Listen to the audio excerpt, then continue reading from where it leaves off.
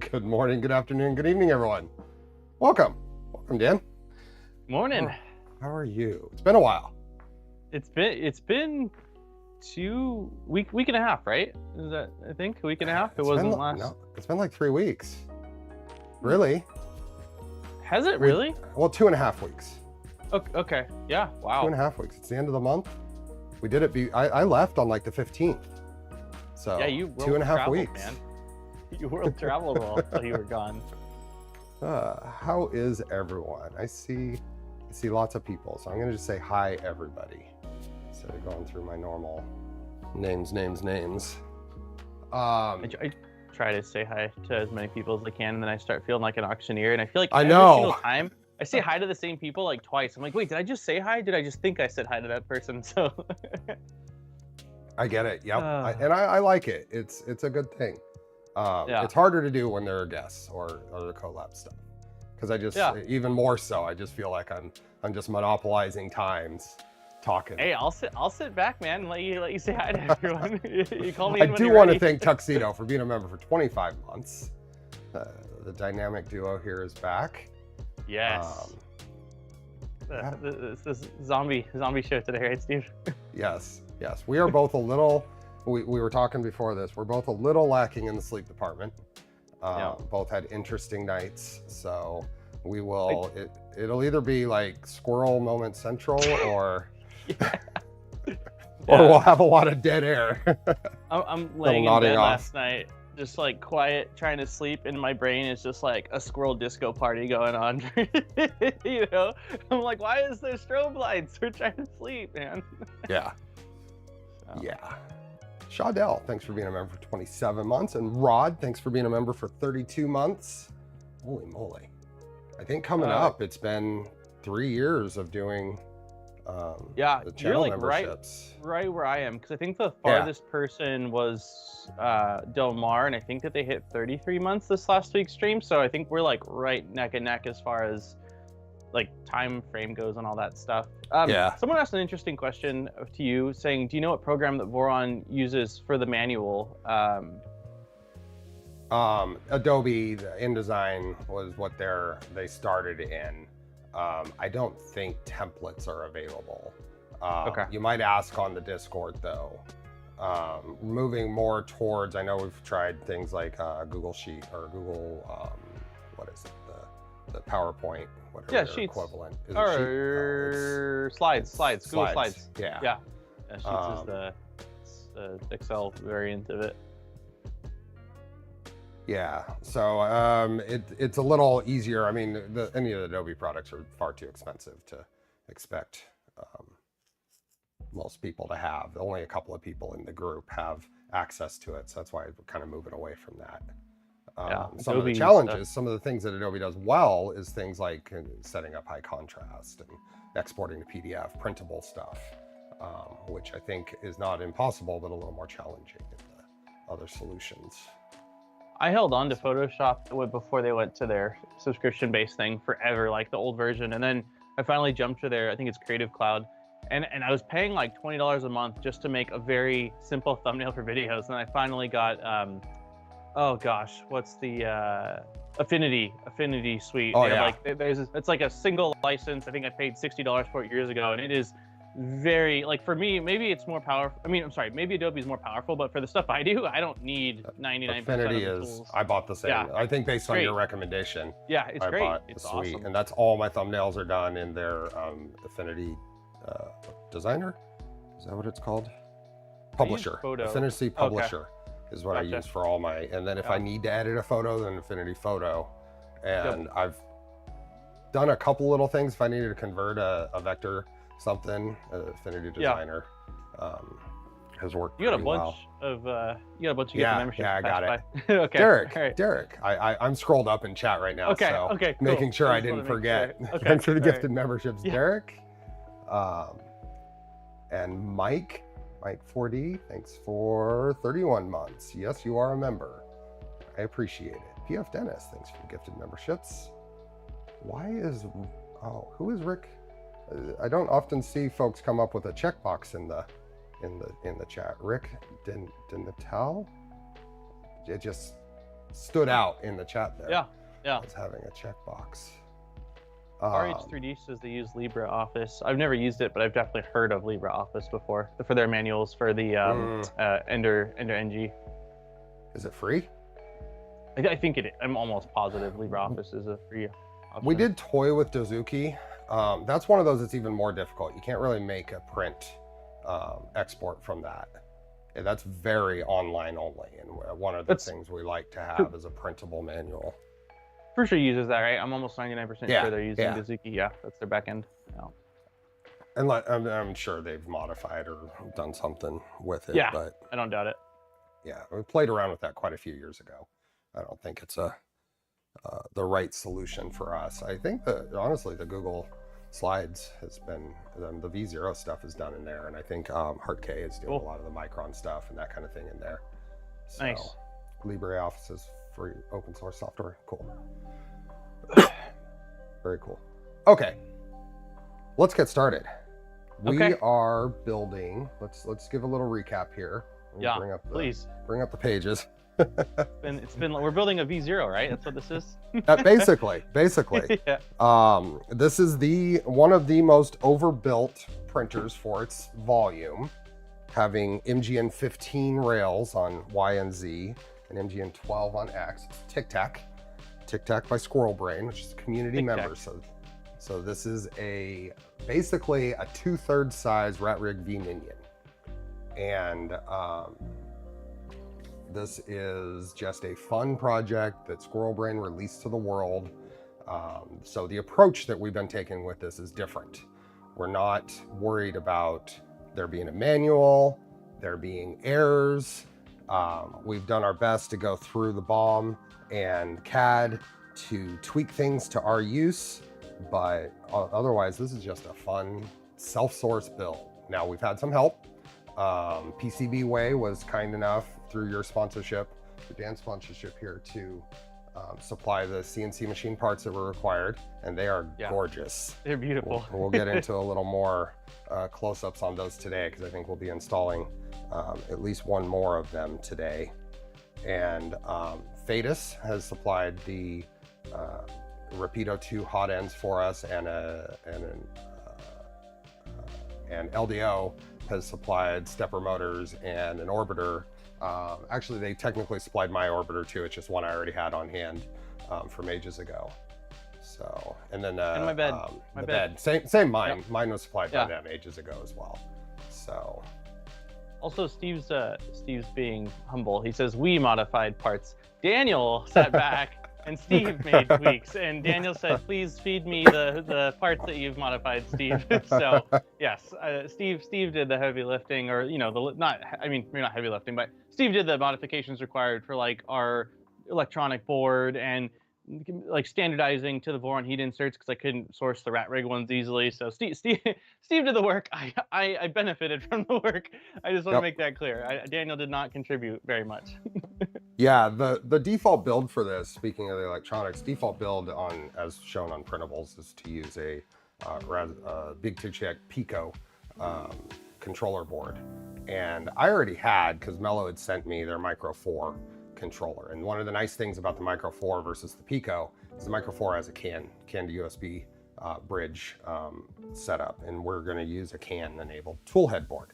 So we purchased the Mello CAN tool head boards, and I think you purchased the Micro 4, right? I did. But the Micro 4 for me was provided by Mello. So it's a mishmash. It's very much a mishmash of self-source and a few companies helping us out to get this going. Nice. Thanks for being a member for 12 months. Derek says I participated with supervision and cheering, and I did. While Steve was catting, I had one of those blue foam fingers from the baseball game, and it said #1 Steve, and I was just there cheering him on. So that I did do. I was there for moral support and that's all. And cheering on Steve. So speaking of CAD and modified parts, I have maintained my GitHub with the modified parts on this for the purposes of sharing them with Daniel. But one of the side benefits is everybody gets to see those live. But then one of the drawbacks of that is we haven't tested those. So there's a notice there. So in the links, in the description, are links to all this stuff. I think the GitHub link might not be there, but it's on my general GitHub that is further down in the description. Yeah, if you go to printer parts or printer stuff, and then TicTac, it's all within that directory. Yep. So, last thing before we really get started here is there is, as usual, a Polymaker filament giveaway. So the link is in the pinned post and the description. So be sure to go check that out. If you're buying any filament, then either use my affiliate link or go over to one of Daniel's videos here and click on his affiliate link. Use Steve's. I don't really care. Use Steve's.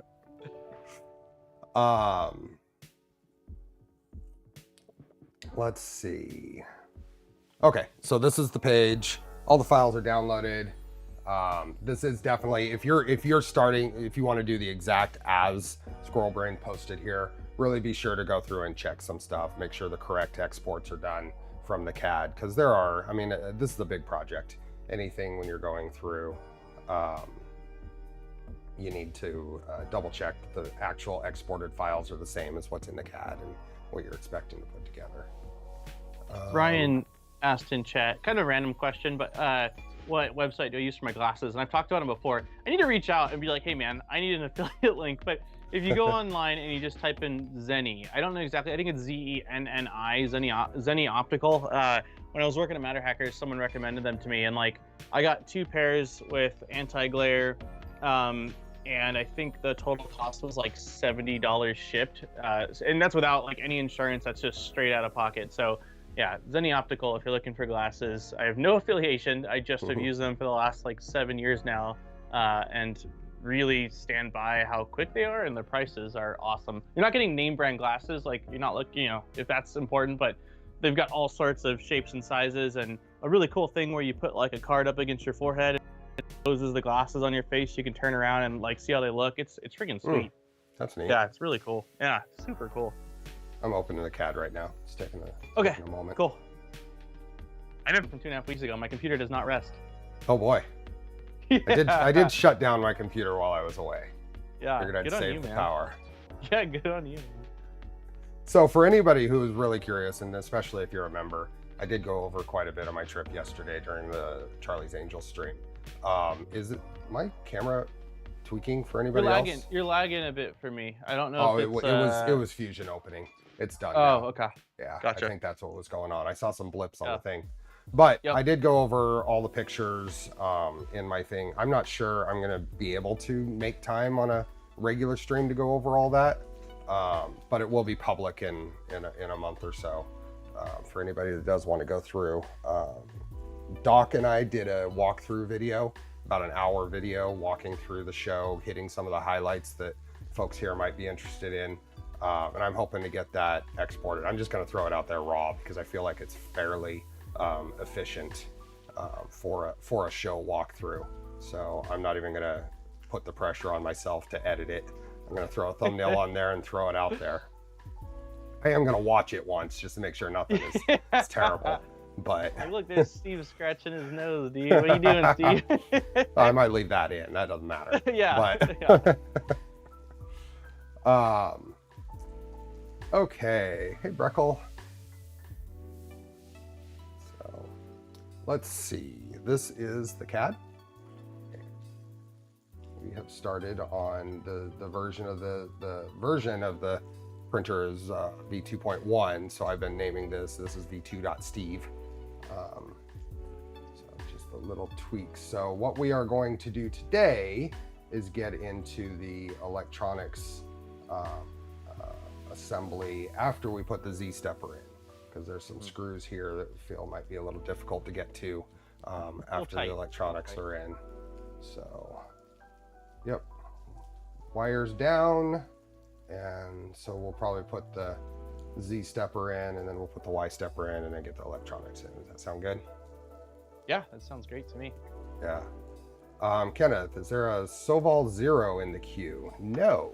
So one of the nice things that I get to do is I get to ignore all these printers out there, the H2Ds of the world and the Soval Zeros of the world, because unless it's super interesting to me, I don't have to worry about it because I like to build stuff, and that's what my channel's about. Go to Daniel's channel for Yes. Modbot. Go to Modbot. Modbot. I don't know if I'm doing a full Sobol Zero video, but we did do 2 streams, and I do have an H2D, so I will do a video, but it's going to be a while. Yeah. So I don't have much of an opinion on the Sobol Zero, and I don't expect to have one in the shop. I think it's probably a fine printer from what I've seen, from what I've heard. Nero seems to think it's okay. All that kind of stuff. And I saw an earlier version of it at Formnext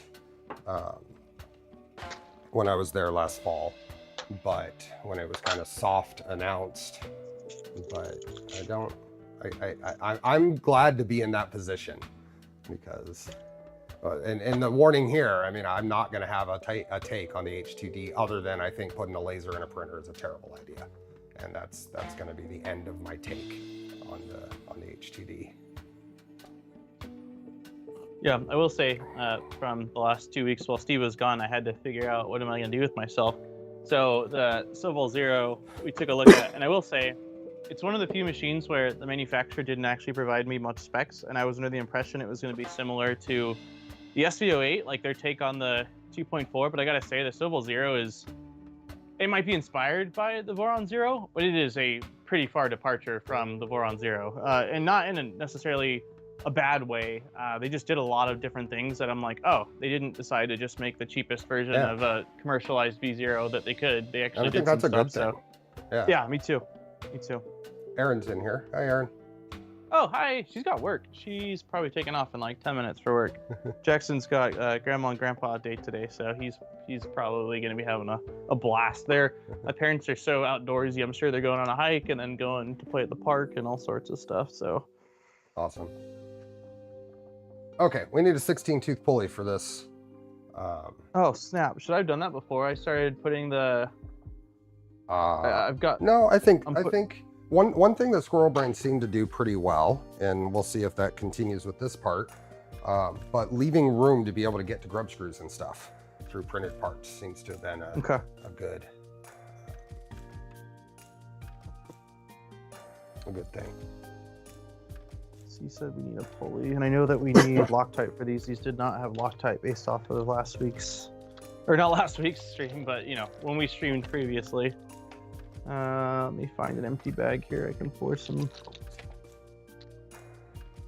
I still don't have a working set of digital calipers, so that'll be fun for trying to place this thing. Okay, let's get a view of what we're working with here. We have a tensioning piece here, and we have they're calling a set screw, an M3x10 set screw, and that goes against a flathead screw that we had put in before. So if we hide this part, we got a couple of square nuts to put in there for the tensioner, and then M3x10s to hold that tensioner to the stepper. So whoa, there, huh? I'm just looking here. So I thought I saw a socket head a second ago, but I don't see a socket head. So that's a socket head. Oh, on the tensioner. Oh, we need to put a heat set. Did you put a heat set in that tension accent piece? Negative. Yeah, there's a heat set on the back side of that tab. Yeah, I gotta take it out. That's what I get for.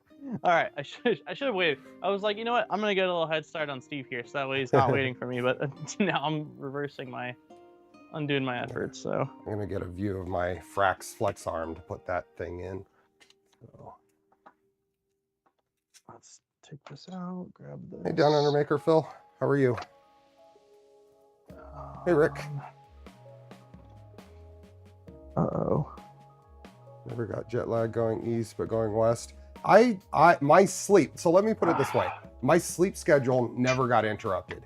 I went to bed at the appropriate time zone per location I was at each time, there and back. I had no jet lag going there. I did have a fairly tired week this last week. So I guess you could say that's jet lag, but I was going to sleep at the appropriate times and getting pretty full nights of sleep. So I feel pretty lucky with that. Yeah, must be nice, Steve. I told Steve that leading up to this trip that like the worst part was how bad Aaron and my sleep was when we were in China last year, and Steve's like, yeah, I slept fine, my schedule's good. I'm like, you're an animal, Steve. I did not have that experience. Let's see here. Let's see if we can get in here. Yep, just enough room to get in here.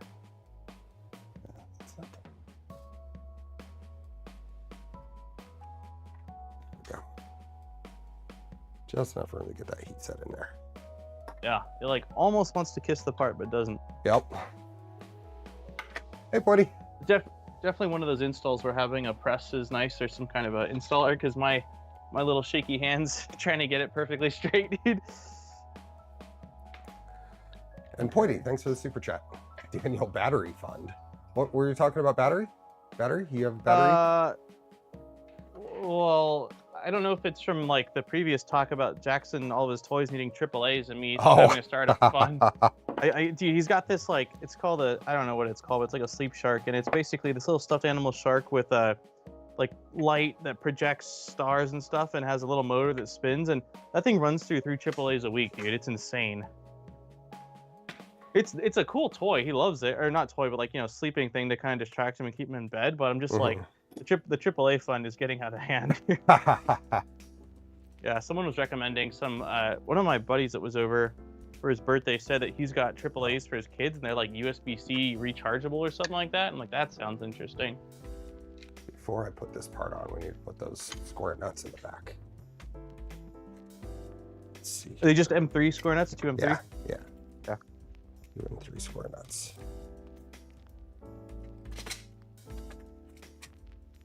Oh, yeah, for your calipers, you're missing batteries in your calipers. It's funny because I bought a 5-pack of those batteries, but I didn't have a good spot for them, and they're so small that they sort of just went away. But I did at one point have caliper batteries, I promise. This is a little bit of a tight fit for these square nuts. It is a tight fit, yeah. It still works. Once you... I'm going to clean up any potential elephant's foot on mine. Okay. Yeah, mine went in. But yeah, it's definitely not like a drop in. There's a bit of a push. But I still think that with a tensioning screw, it'll probably still slide okay. Yeah, I think so. And these actually have to be aligned perfectly with the... See, that goes in there like that. I'm just gonna... Oh yeah, it was just elephant's foot that was keeping me from getting just right. So make sure you install them all the way towards like where the tension is, because that's where it'll align with the screw hole. Like if you want the square nuts like closest to you when you're installing it, if that makes sense, versus closest to the printer. Oh, okay. Yeah, it aligns perfectly with the holes on the left side that will be perfect, like this. Yeah, exactly like that. Yep. And then this goes on here. That means that goes this way. Oh. Yeah, the time difference for me for China is 15 hours. Which was really nice for Doc and Taylor, because they're on the East Coast. It was just 12 hours. The conversion was so easy for them. Yeah. I got 2 people asking about my shark toy, if I can make it where it's wall mounted. He sleeps with it. That's why I don't want it wall mounted. Like, it's like a stuffed animal cuddle thing, so I don't want a wire on it. Yeah, if it was like sitting in his room and just projecting, but like he like plays with it and moves around with it and stuff like that. So I don't, yeah, it needs to be wireless. I want to say, I think this is a spot where it might have been difficult to get the, we'll see. Oh, the pulley? Yeah. Oh, no, Okay. there's a groove right here. You see it? See that? Yeah. That's the wrench access groove. Oh, never mind. sick. Okay. Yep. Because Never initially mind. I thought we were gonna go through the hole where the heat insert would have been. I was like, we can't do that anymore. But I didn't understand what that little insert. So I'm was for. thinking we can actually use that as the way to alignment, baby. align. So we'll push the flat of the stepper right against that, pointing straight at that groove, and then we'll go and get some Loctite. Don't forget the Loctite. I'm already locked and loaded, baby. My little cap here. This time, make sure the cats can't walk all over my workbench with Loctite on their paws. Yeah, Hey, babies. Things are going well. You should have come visit Perth. You're only a few hours away. We were so, our schedule was so packed. It was basically TCT Asia, Monday through Wednesday, a little bit of touristy stuff in Shanghai on Thursday, and then bullet train to Shenzhen on Thursday, which was a 7-hour ride. So that pretty much took out Thursday. And then Big Tree Tech factory tour stuff on Friday, and Shenzhen market checking out on Saturday, and then flying home on Sunday. Yeah, So, you had a full schedule. yeah.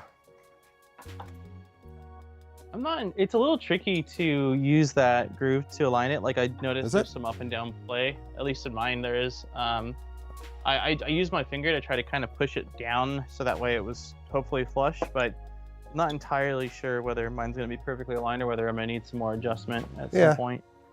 Let's see how that turns out. I'm going to go ahead and tighten mine. Let me see how I'm going to take the chance. Tighten it. We'll do the same.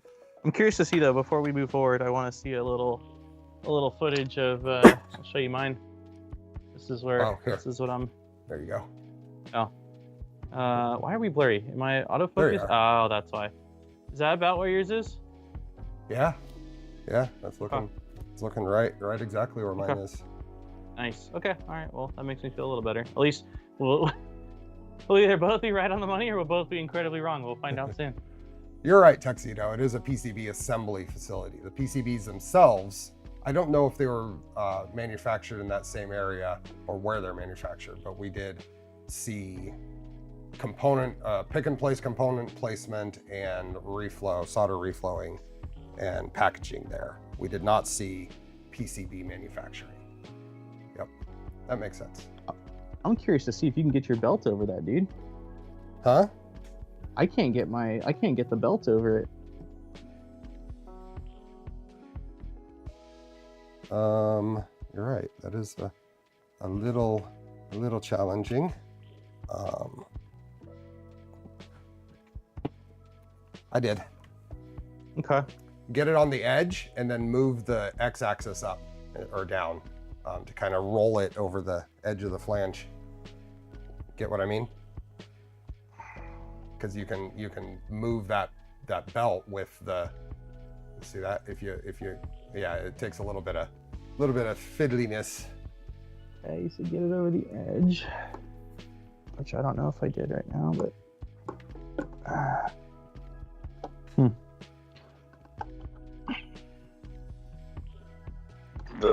just kind of like you're walking a belt onto something. Anything? Yeah, I can't even get it over the edge. Not on the edge at all? No. Are you using a 16 tooth pulley? That looks 16 tooth. Let me see a little closer. Yeah, I think that's all that I've got. That looks small. Yeah, that looks like a 16 tooth. I mean, you can count them. Yeah, I think it's 16 teeth.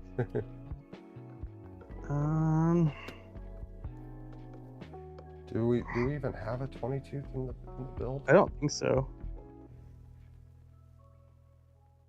Wow, come on, baby. Oh, no. Yeah, 20 tooth is for the x-axis. Bye. Aaron's leaving. Bye, Aaron.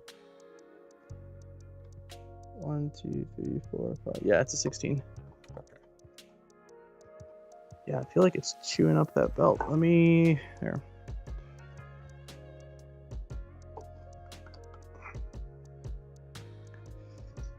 I kind of squeezed, I kind of put my fingers behind the stepper and pushed on the belt with my thumb, and then used my other hand to move the x-axis up and down to kind of walk it over the flange on the pulley. Gotcha. I feel like I'm putting a lot of force on this, and it is not even close to. Really? Almost wondering if I should use like a flathead or something to help kind of pry it. I mean, I don't want to damage it, but. Well, I mean, you can take the pulley off and set it in there, and then push the stepper on, and then tighten the pulley. I think that's what I might have to do in this instance.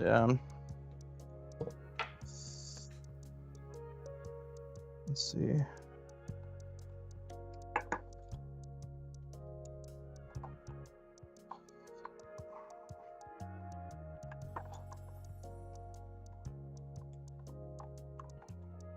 Okay. 16s is the next one.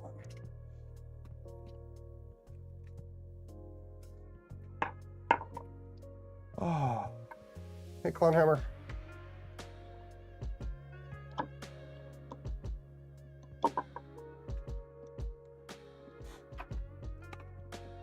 Let's see how this.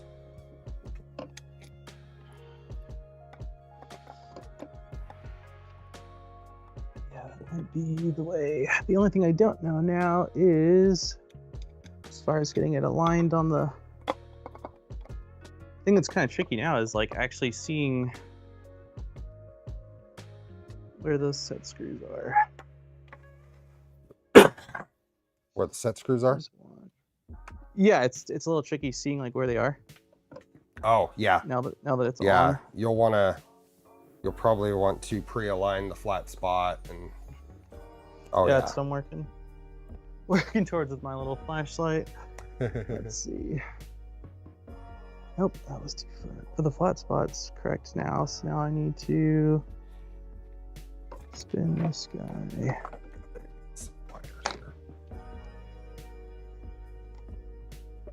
Hi Pedro. How goes it?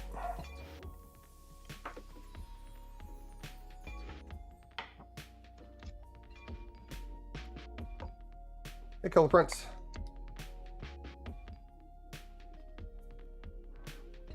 Okay, I think I got one in.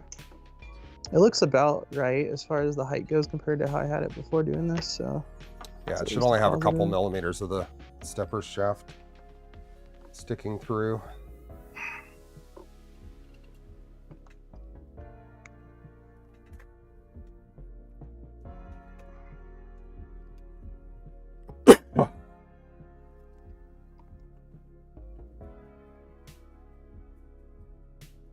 Come on, baby. Where did you go? It'd be nice. I wish that if you were here, Steve, to hold the flashlight for me. I'm using the Tic Tac to sort of brace it, but I could use either that or it'd be nice to be an octopus just for right now. Let's see. Hey, don't knock it. Hey, Jason.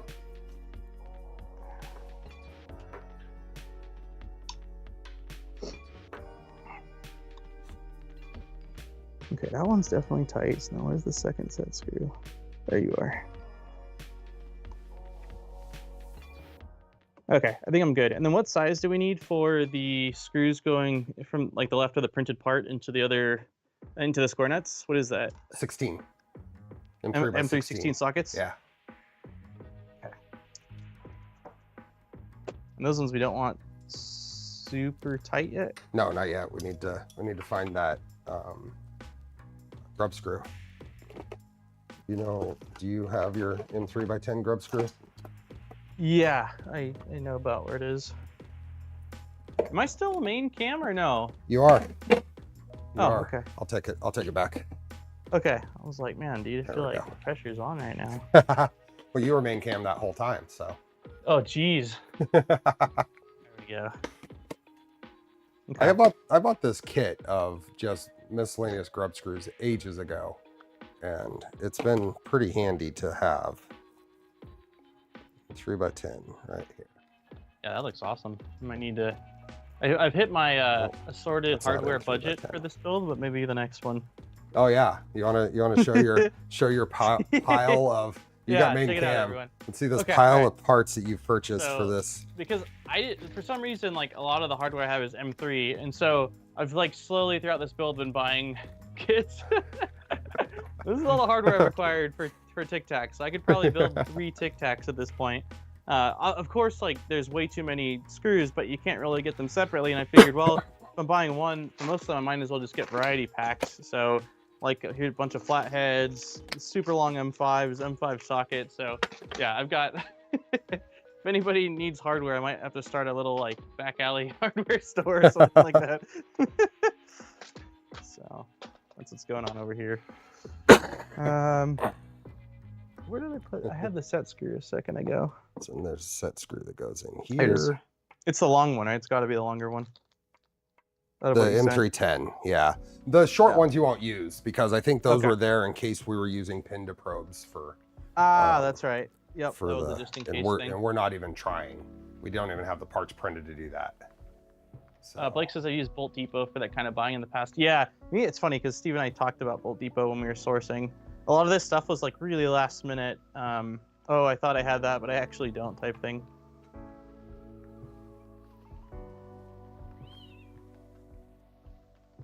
And I mean, it just needs to be not skipping teeth tight on the belt, so the rest of it doesn't really matter. Pretty tight to me.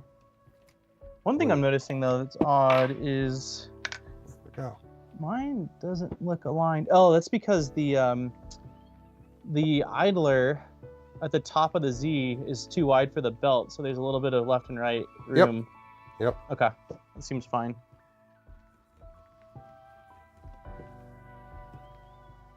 Yeah, mine's only sticking out probably 2 millimeters. Yeah, maybe less. Yeah. It feels good to me. Okay. Okay, so that is Z-stepper is installed. Woohoo! Our first stepper installed. Yay! We got a long wire to deal with because we don't know how long it needs to be yet. But that's right. We're gonna have to shorten. There will be some crimping. There will. Yep. And then the Y stepper would be next, and that's a 20-tooth pulley on that one.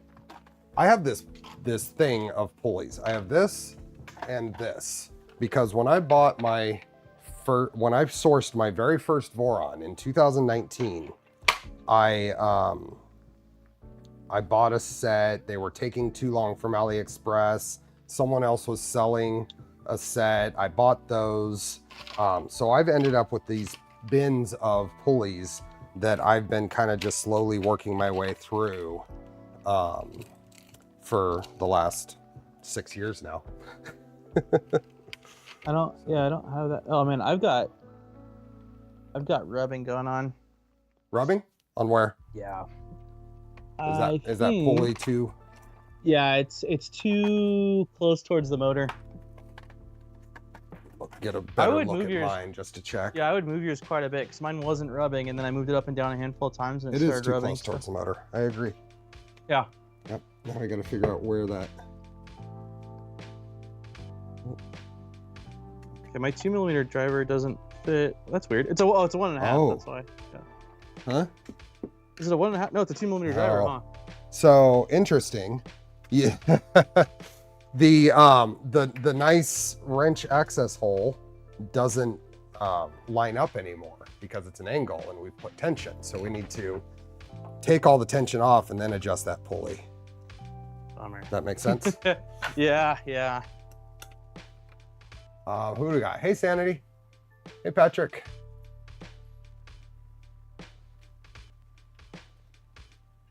Yeah, I was like, Yep, all right. You're right. It is rubbing on the outside of the pulley there. So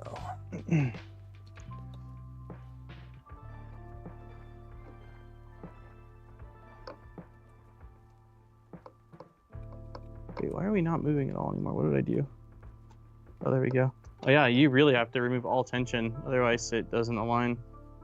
Yeah. Let's try that.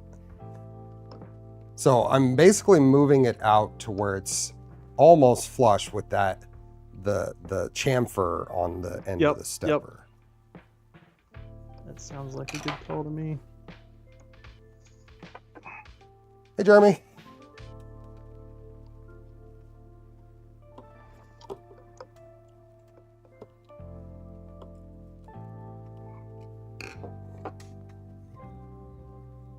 And non-tensioned, it looks pretty good. I've got about less than 1 millimeter on one side of the belt of gap, so I think that'll be okay. I'm glad that I saw that, just because once we put the other stuff in, it'll be a little bit trickier to do this. Agreed.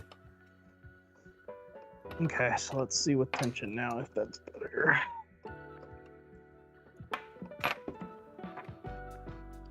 Hey, give me my driver back. It's moving smooth for me. Okay. See if mine's the same. And it does hold. It's with the stepper on there, it's gonna hold in place pretty well. I think even with the weight of the tool head on there, it'll be fine. Tool head and stepper. It's weird, my tension feels... I've got that set screw flush with the printed part now, the tension one, and it feels looser than it did before, which doesn't make a whole lot of sense. It's flush with the printed part?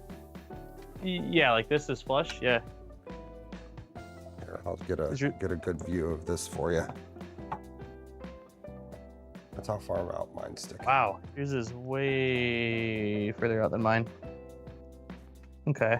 I don't know. Maybe it's because I loosened. Maybe it's because I loosened up my screws too much on the side, so it's at an angle and it's not providing. In there good. Yeah, mine's. I mean, look at this. Check this out. How long do those trays take to print? I tried designing something similar, hit slice, and saw 7 hours. Are you talking about the hex trays here, FPV? The trick to something like this is you want all of the plastic to be pretty thin. This is less thin than the original that I based this on, that I remixed, but the base is only, I think it's less than 2 millimeters thick. The walls are like 1.2 millimeters thick. Yeah. Let me show you this, Steve. Let me do the side view. Here we go. All right, so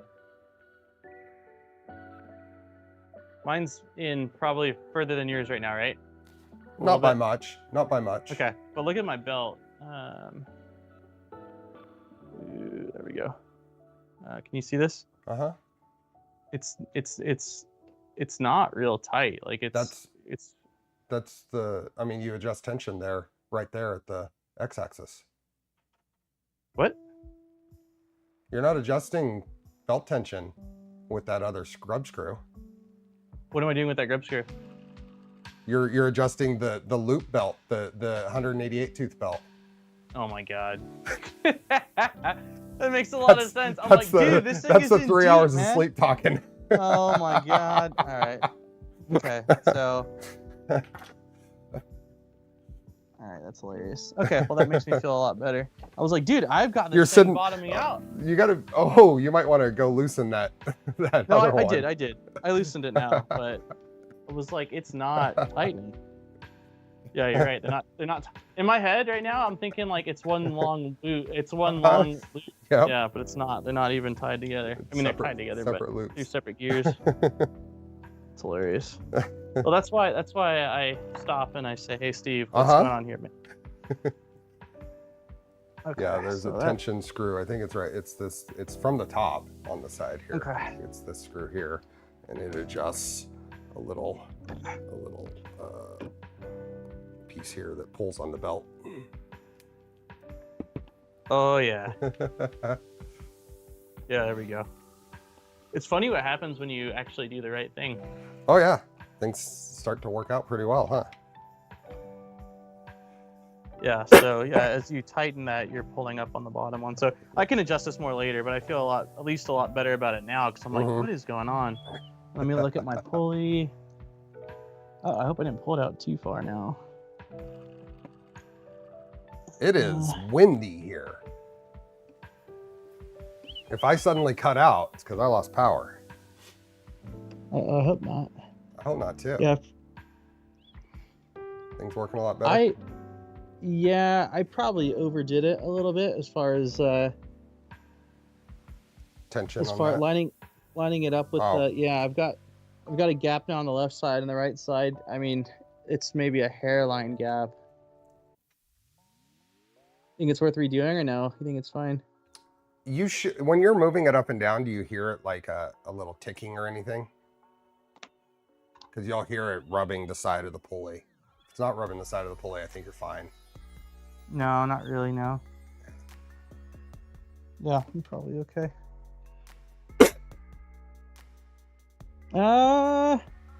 Here, why don't I give you another good view of how much pulley is sticking out on mine. See that? Yeah, you've got a little more sticking out than I do. Yeah, you got a little more sticking out. You can see the gap there on the belt. Yeah, I've got more gap than you. I'm gonna, for the sake of, okay, you'll clean it up. I'm gonna redo it, man. Yeah, it's just we're here. I might as well do it. It doesn't make sense to ignore it. Yep. Third time's the charm. Okay.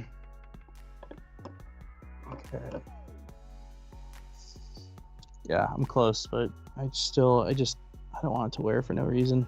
Yep. That makes sense. The only issue, you know, we talk about taking the time. You take the time in the build,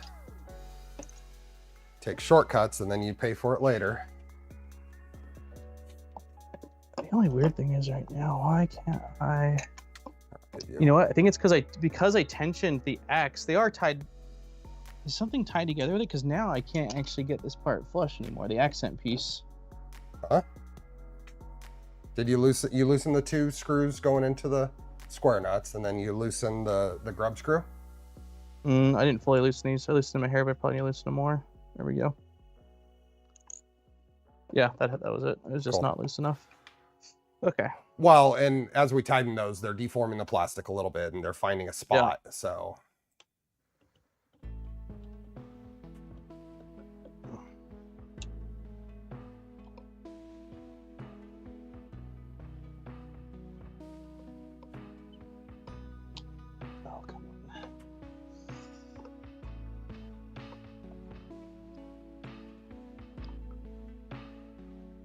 It's a 2mm set screw, right? Yeah. Why is it not grabbing anymore? Gotta be perfectly lined up with the way that all sets. Yeah, it feels like it dropped right in. I'm gonna use my flashlight again.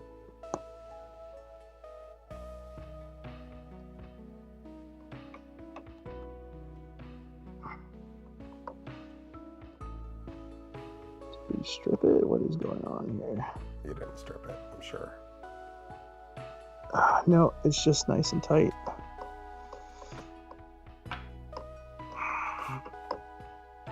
Yeah, it's the alignment. I think it is from the plastic slightly deforming from doing this, because it's requiring a little bit more ugga-duggas. Ugga-duggas. There we go. There we go. Okay. So I had it flush. We don't want it flush. We want it just about flush, but a hair off. I'm calling that.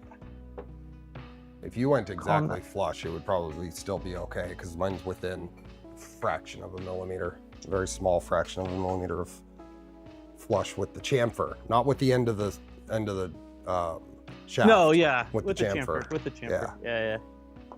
Okay, I went a little. I think this is. This is definitely calling it good enough. Anything more than this, and I'm just being. I'm being too picky.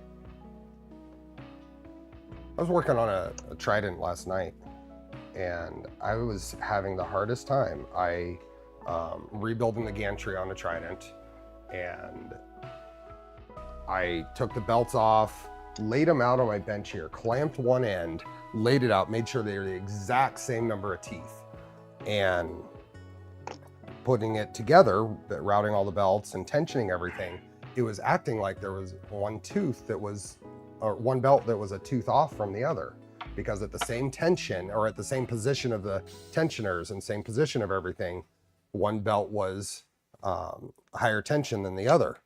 And to get them even, it would rack the gantry. So if I tensioned them to the same on the PF Makes tensioner, and I was trying to going through everything. Everything's lined up, everything's set, I triple checked the length of the belts. They were all correct. Couldn't figure it out last night, and I still don't have a full idea, like what the idea. cause is? I don't know if they're GT3 belts with not a ton of hours on them.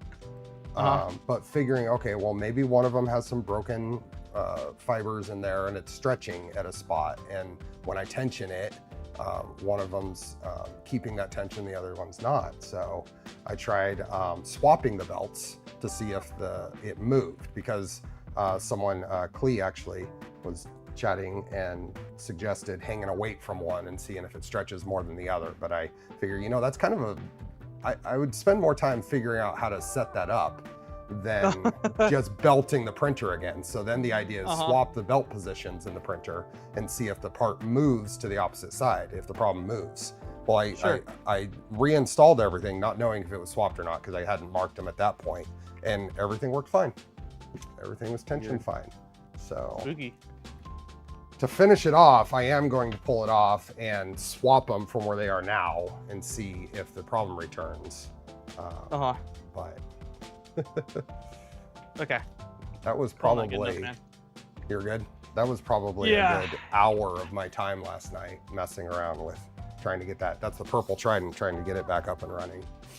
Okay, I'm gonna. The amount of times I do a task that should be simple and it's not is wild. And the amount of times where I do a task where I'm like, this is gonna take forever. I'm like, wow, the stars aligned. Like I'm the worst at gauging how long anything is gonna take. It just, I always seem to, like, a wrench gets thrown somewhere in the mix, you know? Yeah. Around a belt over plastic part at the back. No, that's not possible. That's not possible on this. Wow, it's different parts. Okay, so let's put the Y stepper in, because the electronics compartment is going to kind of overlap it, so we won't be able to put it in after electronics. And that one we can certainly get to the grub screw, so we don't have to put the pulley on yet. Okay. Just the back end. Just the motor itself, the stepper. Yeah, I think so. Wires pointing down again is what it seems to. That's at least what's in CAD. I'm trusting it. And 3x10s. Cool. I was going to ask that, or I was going to check that. 1, 2, 3, 4.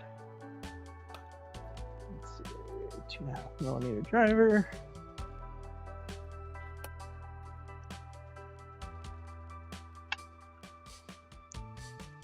It's still not perfectly aligned, but it's good enough. I'm glad I did go back though, because it just felt slightly awful now. Would have rubbed over time. It would have worn it prematurely for no reason. It would have, and the fact, like, knowing that, you know, I either do it now or potentially have to disassemble the electronics bay to access it. Like it made it worth it doing it.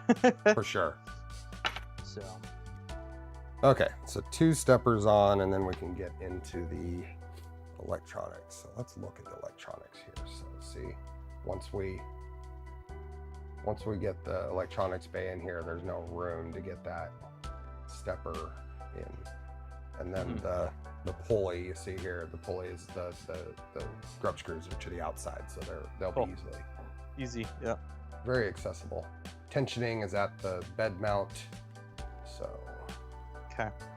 And then this is the armor piece that I modeled just to finish off the armoring. I've got my armor. I've got plenty of screws. I haven't actually printed that part yet. You haven't printed it? No. Oh my gosh. Well, I printed it. I printed multiple copies of it because I was playing around with the Z offset on a printer I'm testing, so it's too bad. I mean, the colors wouldn't have been right, but if you're local, I'd have been like, here, Steve, take my armor. I've got like 3 copies of it. Okay. So I think where is electronics case? Let's isolate that. Here is our electronics.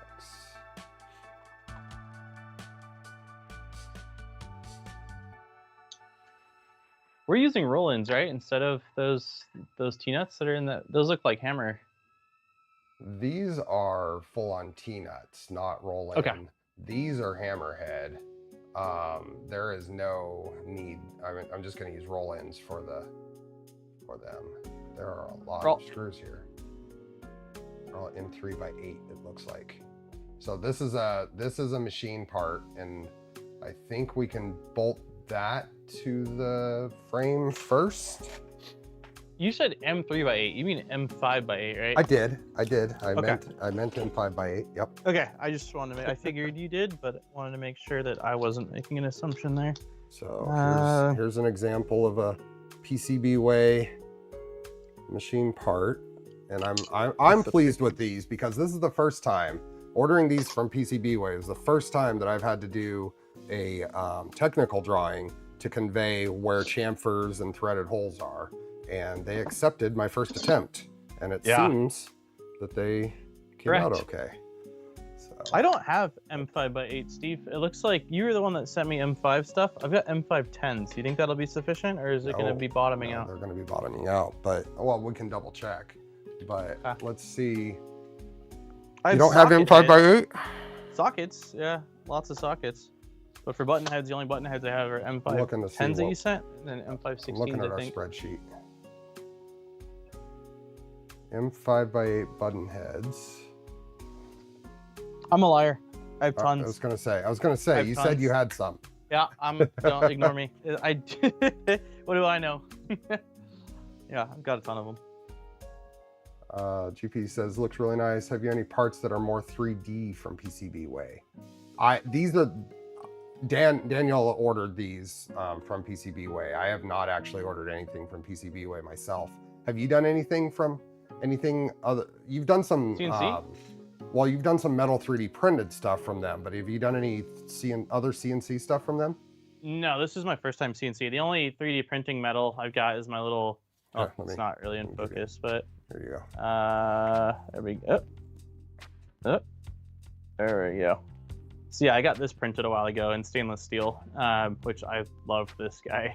He turned out freaking sweet. That is cool. But yeah, I've used their PCB fabrication, their metal 3D printing, and now their CNC, but no 3D CNC. This is the first time I've actually needed, I mean, I could test it out, but I don't like, other than that robot, because it was just cool, I don't like using the service unless it's like, I need this part for this thing. So this is the first time where it was like, no, me and Steve actually need these parts, and this makes a lot of sense. That's been my thing. They've reached out, PCBWay and JLC PCB have reached out to me for years. Wanting to do some sort of sponsor or collaboration stuff, and it's always been what I want a project. I don't just want to it needs to have a purpose. Yeah. So this would have been a reason for me to reach out direct, but you already have everything established, and it was way easier. Yeah, it was simple. It was really simple. Okay, so this is a total of 1, 2, 3, 4, 5, 6, 7 roll-ins, it looks like. A lot, yeah. Yeah. Okay. So I'm going to figure out how does this, let's get my orientation here. I think this goes like this. Yeah. This goes on here like this. Oops. Drop my nuts. So let's break out the M5 roll-ins. Oops, I got the camera on. There we go. What about Phoenix? Could they machine the CNC parts? Sure, absolutely. I don't know what it would cost. I think it would be probably pretty high. Make sure that this is all okay. So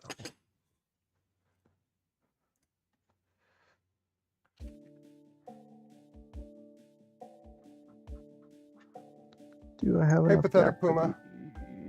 Can't stick around today. I just popped in to say hi and drop a thumb. Thanks. Much appreciated. All the likes we can get. How are we doing on that? Let me hit the like button really quick. Yeah.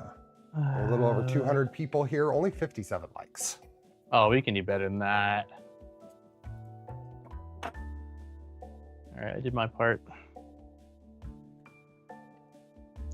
1, 2, 3, 4. I see it. There's 58.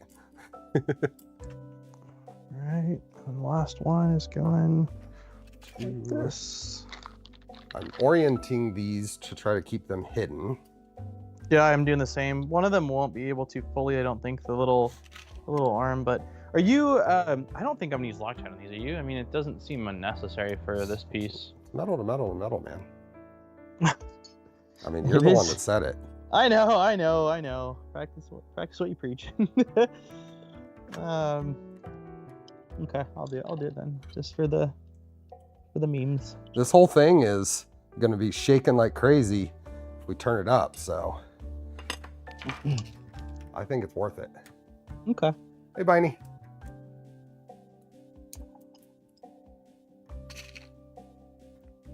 Okay, most of mine are aligned minus this guy.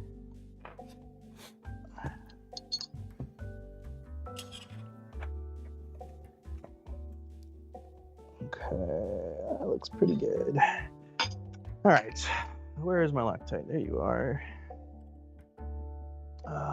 Probably need this driver. And then one more. Go this way.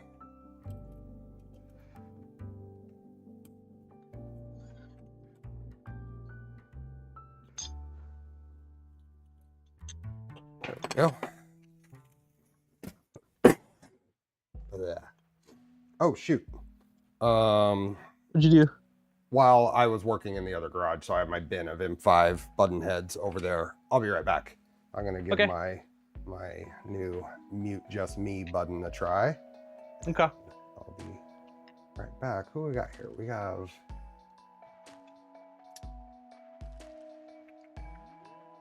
hold on a second. Hey Armor 3D. Hey Alan. Switched accounts and liked again. Thank you. Alan Mandic in the house. Oh, cool. Hey, Alan. You still feeling off there, Alan? I know you were planning on streaming today, but I didn't see it. Hope you feel better soon. Show my face. Hey, Andres. And Armor 3D. Thanks for being a member for 12 months. Still sick, yeah. That's a bummer. I will be right back. Of stuff. Okay, sounds good. Yeah, there's a lot of stuff going around right now.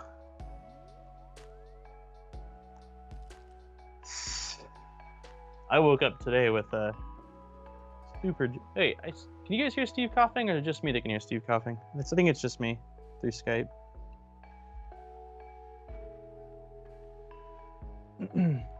But yeah, the seasonal changes get me every time. I've always had allergies, and when I lived in California, it was somewhat bad. But man, in Idaho, it's just it's more aggressive. It's a lot more aggressive. So last year, I finally went to the doctor when like Claritin and stuff wasn't doing anything, and I got some nasal spray that definitely helps. But if I'm not on top of it, I'm suffering. I always get a cold when the season's. Oh, okay, gotcha. This is a weird one. Yeah.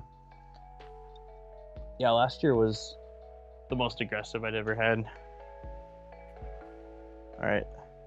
I heard you cough, but I think it was just me that could hear you cough. It's just you, yeah. Okay. I think, yeah. Hey, Coffee Squirrel. Howdy. Get a cold when the seasons change. This is a weird one that happens. Yeah, I'm all just crud from China. The smoke and smog and smog and dry air on the airplane. Super dry. Yeah, we went for a walk yesterday at my parents, and I think that being outside with just the seasonal changes, that's probably what did me in this morning when I woke up. I think the nasal spray I took though before the stream is helping, because I don't feel gross. I feel okay. Derek, are you going to craft a cover for the 2040 aluminum flashing at the bottom? I wasn't planning on it because it's on the bottom. It is a very Steve thing to do, though. Gotta get a little pretty bow on there. Armor 3D, I know you mentioned in the past using the BTT Eddy NG on a printer. So BTT Eddy is the probe, and then it's a little confusing. Eddy NG has not much to do with BTT. I'm sure they're somewhat involved in it, but Eddy NG is the plugin for doing contact or tap. I didn't know what that was. Yeah. It's called Eddy NG. That's what we're going to be using, the plugin? Yeah, and we're going to use that. We're going to set that up on these. Yeah, I'm looking forward to that. Because once I learn what I've learned here, I'm probably going to incorporate it to the Ender wire that's still running like the old school eddy current stuff where it's just scanning and not doing the nozzle tap. So, which has been fine for PLA, but if I want to enclose it, which I'd like to eventually do for ABS, then I'd rather have the physical nozzle tap. Buddy. Excuse me. Okay, I gotta catch up. Yeah, I haven't put my feet on yet. Do you have feet on yours? Can be hazardous. A little thing bounces around, and you go to catch, and you might cut yourself. I do have feet on mine. Okay. It was kind of a pain, didn't I? Think we had this discussion. Yeah. I ordered the hardware based off what you said. I don't remember what that conversation was, though, man. It's been that one was like 3 weeks ago. Yeah, so I can look at my Amazon order. It's like, cool. On that day, I ordered this size bolt, but yeah, I don't know. I know there was 2 different sizes. I think one was maybe an M516, and then I don't remember. M4? Man. Did I switch to M4 for those? I thought. Or was it an M5? I think it was an M5. 20. M5 socket head, I think, was the thing. The button heads wouldn't fit in there. I think I got a socket head to fit. Well, then I might still be out of luck because I ordered, it looks like M520 button heads. I'm not too worried about it. I'll have it on by the time we get there. You know what? Maybe I ordered this for that. I ordered a set of M56 to M530. So these are all socket heads. So maybe that's why I ordered this big thing. That's what it is. For 4 screws. I now am the proud owner of a ridiculous. How many? 450 pieces of M5 hardware. I'm the proud owner of. Gosh. That's hilarious.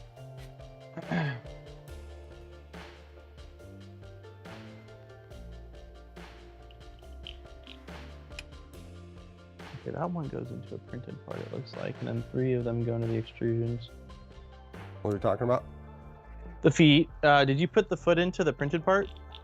Yeah, did you put an M5 square nut in there? I did. Okay. Yeah, I did, so I do have that. I think I forgot it the first time. I'm having flashbacks of that stream now.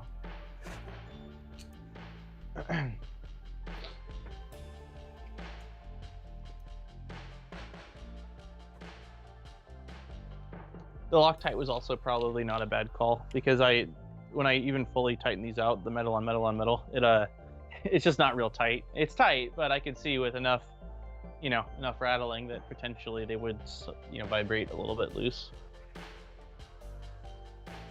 Metal on metal on metal. Metal on metal on metal, man. It's a way of life. And it looks like all the other M3 holes are going into the electronics housing, which I'm assuming will be installing heat inserts. Yeah, let's see what we got here. Let me take a look-see. I think we can put the actual controller down in here next. Let me grab mine. Micro. Yeah, there's a little bit of, let's get rid of, these are old parts from so this and this. Did you CAD into this, the bracket that I printed out, or no? Huh? The bracket for the electronics, is that in here or no? Yeah. Like, yeah, it's in the CAD. I mean, I don't know if you see my screen. It's this guy. Okay, cool. And there's 4 heat sets we'll need to put in here. Okay.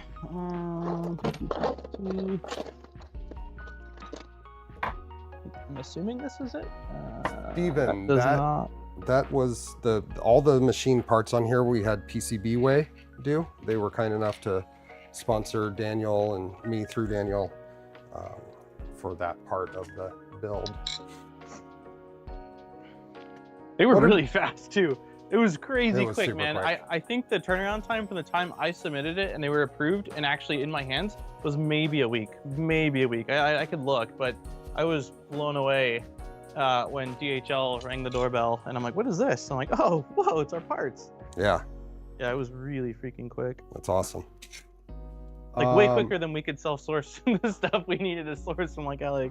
Well, and we had talked over time. We wanted to machine these ourselves on the, on the Milos, and my Milo still needs hardware to go and do it for the electronics, so Yeah. stares at me every day with a tear. Oh, one tear per day falls down its face, and I'm like, I'm so sorry. I know.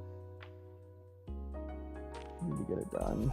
What did we estimate the cost of this would be? Probably $500 to $600, maybe $400 to $600. It's such a range. I'm gonna say, I'm gonna throw it a little bit higher. I think on the low end 5 and on the high end 7. Actually, I think it really just depends on what hardware you have, what hardware you don't have, how patient you are in terms of waiting for, you know, like are you gonna alley most of the stuff, or are you gonna Amazon it, which will cost a bit of a. So it just kind of, This is the kind of build you do if you have a collection of spare parts and you can apply many of them to this. Using tubes on these. Yeah.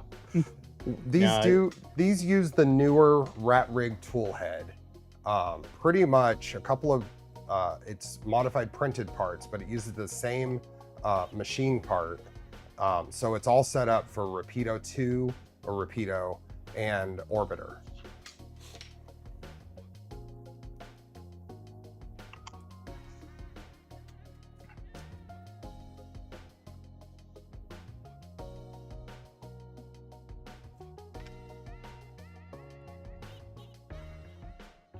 Just a little more demonstration of the Brax Flex arm here. Are these supposed to go in from the bottom or the top? I'm putting them in from the top. Me too. It feels like they're they feel a little tight to me. I mean, it's fine. Like, I'm just pressing them in, heat but sets for some reason, seem a little tight. Yeah, like it's definitely taking a little bit of a lip on the printed part, which didn't happen on any of the other ones I did, but it's not a big deal. I just wasn't sure if maybe I was supposed to install from the bottom and didn't realize it. No, I don't think so. Okay. I mean, I modeled the part, but it's been long enough that I'm just going to say I don't think so. I'm fine with that. One thing I did on this whole build is I modeled all of the heat sets, even though a typical Voron standard is 4.7 millimeters. I've been working on whether it's an issue to change that to 4.6, because when you're modeling a hole for printing, a horizontal hole, the slicer could interpret that as 4.8 and be a little loose. So modeling it to an even layer height, 4.6, seems like it makes more sense. So I've been trying that to see if it has any negative impact. Let's see, isolate. Can I not isolate the entire? Okay, let's see. So now, maybe I really like this little OBSBot camera. We're just gonna keep using it. There we go. Look at that. Isn't that so nice? Yeah, it's for the price you said that it cost. I am pretty impressed with the quality I've been seeing on that thing. So, according to my notes, what in the world? I missed. Oh, we missed something. Oh no. Whoa. Did I put this in backwards? I feel like I put my plate in backwards. Yes. What? No. I put my plate in backwards. No, I didn't. No. I'm looking at it fine. wrong. I'm looking at it wrong in the CAD. Never mind. I'm looking at yours. I'm like, if you did it wrong, I did it wrong, and That I don't goes think in there like that. two smart guys on a Sunday morning. Like, there's no way, man. Sleep deprived. You forgot to sleep deprived. There's no way. A couple squirrels like us, it couldn't be. What I'm trying to figure out though is what bolts this down. Are we bolting this down from the bottom, or is there? No, sockets? This bolts in from the top. So M3 by 6 button heads from the top going in here. M36 button heads? Yeah. You can't do socket? You see this? M3 6 button heads. You have them.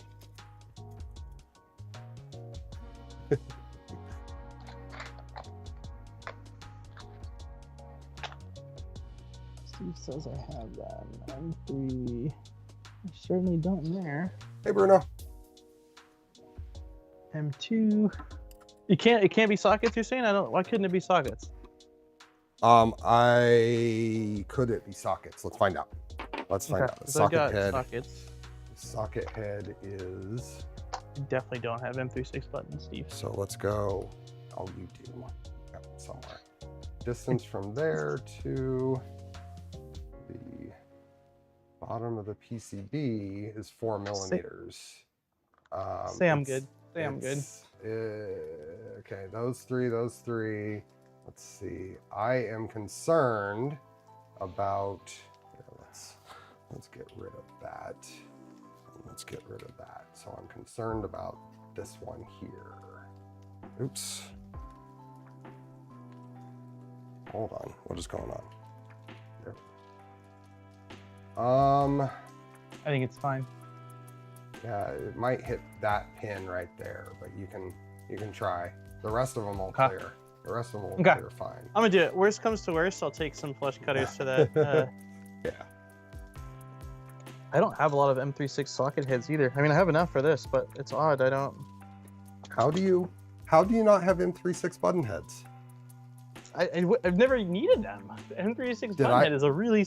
Here, M36 is like Voron standard part. Is it? Yeah, I don't even have a section in my screw organizer for them. So. Oh, you know what? We didn't actually go through that because this is the part I added in order to mount this. Yeah. All right, Steve. I was so like, this isn't even in our spreadsheet. Good. That makes at least it's like, because at this point I feel like I've dotted my I's and crossed my T's. So at least I know in this case it's just it's just the way it is. So. And yeah, Steven, I have a printed part that goes under there, a little grill.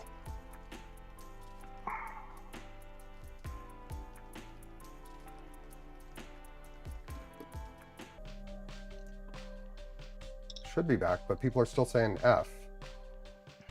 Gone again. What? Back for a second, gone again.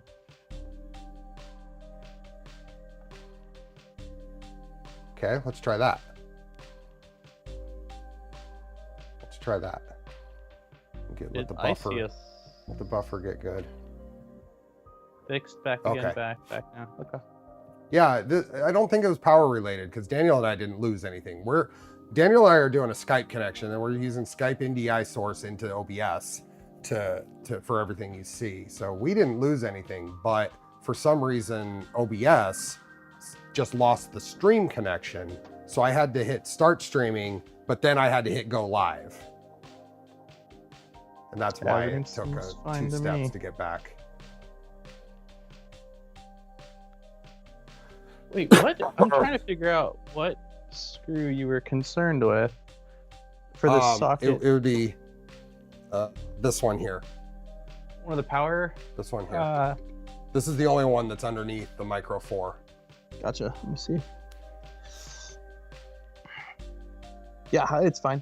Skype is closing shop. I know. We're gonna have to find another solution for these. Yeah, this just works so well. I've tried like video.ninja and it is so finicky, and Skype NDI was just perfect for this. Yeah, it looks like I'm good, Steve. You're good? Okay. Yeah, it looks like the socket head falls like right in between. Yeah, no, I've got at least 2 millimeters of a gap, so. Awesome.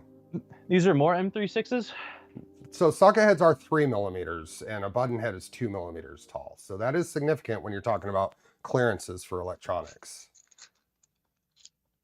I'm gonna use M34s for securing the.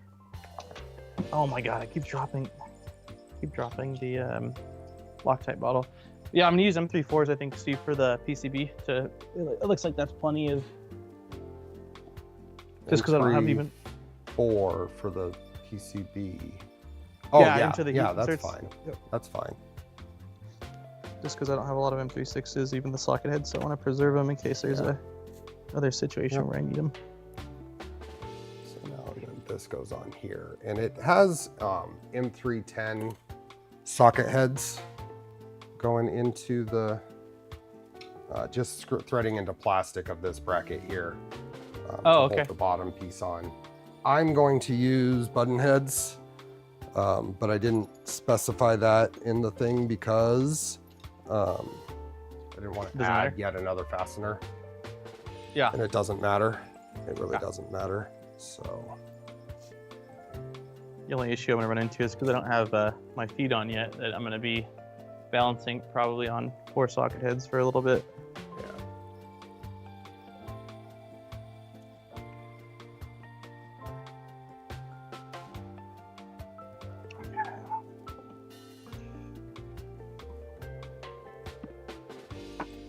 I'm sorry, you said what? M3 what's for that? 10.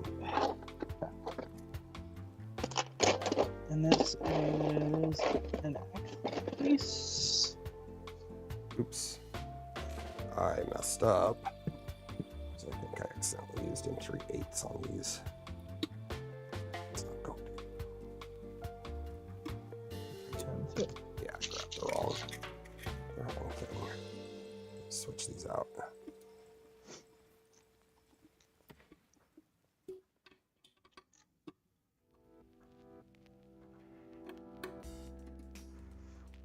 Oh, that was a 6. Okay. Apparently, it was just the one that I messed up. Let's see if I have any of these button heads. M310. Stuff. Switch this one out. I'm shocked that I don't have a variety kit of button heads with all the stuff I've ordered for this build. I'm just like, I feel like I got one of everything, but clearly that's not the case. It's the wrong one too. So I had 3 or 4 of those the wrong length.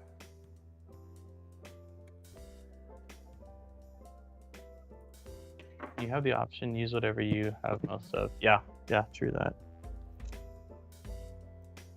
There's been a few times on streams where I've been running around like, I need this, and I've had to steal it from things. I knew we needed square nuts a while back for something we were doing on stream, and the M3 square nuts I had were too wide, like height-wise, and so I had to steal it from an LGX Lite because it came with some square nuts. But now, whenever I go to install that in the future, I'm like, where are my square? I mean, I'll remember it, I think, because it's pretty fresh in my memory. But that's the downside about stealing things is if you don't replace them, you pay for it later. Yeah. Okay, so that's that little bit. I think if I want to put the little plastic pieces in around it next. I've got my board installed. Okay.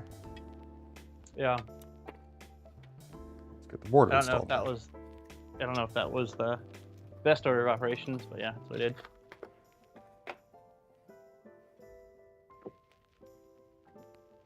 It does use a V0 bed, Bruno. That's what it's, yeah, that's exactly what it uses, is a V0 bed. So this, holy moly, that wind is going crazy. Oh, you guys have, do you get Santa Ana's where you're at, or no? You're way too far north for that to be a thing. Way too far north. We get the Delta breeze. Okay. We get Delta breeze. I figured it's a long way, but I don't know, man. I don't know Sacramento. It is about a 7-hour drive to the LA area.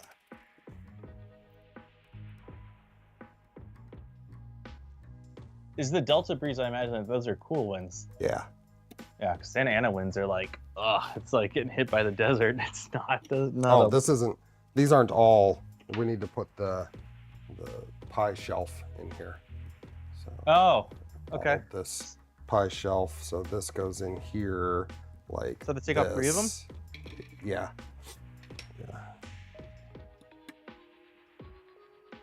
Hey, Jake.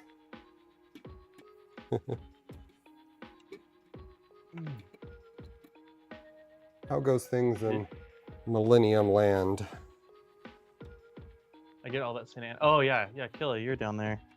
Yeah, I mean, I was born and raised in Riverside, so the Santa Anas were an aggressive part of my life. Nice, thanks for the gifted memberships. Okay, what size screw do I want here? Something from there to there. So 20 millimeter. Wait a minute. When you put these on, you can't access. Okay, I'm doing something wrong here. I'm concerned about putting this all together right now. I think we need to get the two pieces of the electronics enclosure installed before we get the rest Surrounding of the electronics in here. Yeah. Okay. Oops. So that's the lid piece and so basically this piece doesn't need to be on, but I think we need to put these two pieces, this piece in and this piece, those two on before we should put the electronics in, because we need to be able to get, I mean, we might be able to get to those screws okay, but it's probably going to be easier to. These are using M3x10 flatheads. So 2 M3 roll-ins on each side.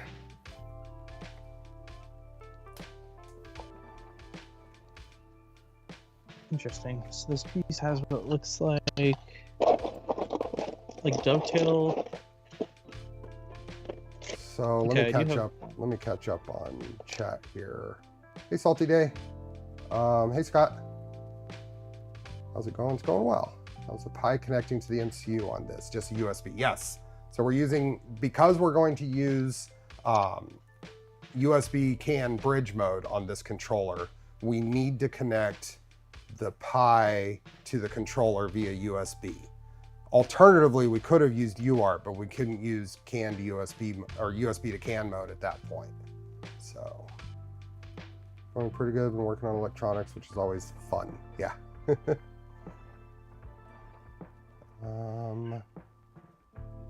Anything need to be plugged into the MCU before the bracket goes on? Actually, the USB cable. Let's remember to put that USB cable in before we secure the Micro 4. Okay, I've got mine out officially. And yeah, we're using Pi 02s, Pi 02Ws. Yeah. Okay, so it looks like the bolts for these pieces are going into the top slot of the extrusion. Yeah. These are M3 roll-ins is what I'm using. Okay. And we need flatheads. Yep, M3x10 flatheads. For all of them? And I may have sent those to you. I don't remember. I think I purchased. It looks like that's something I do have. What I lack in button heads, I make up for in flatheads. So this one goes here like this.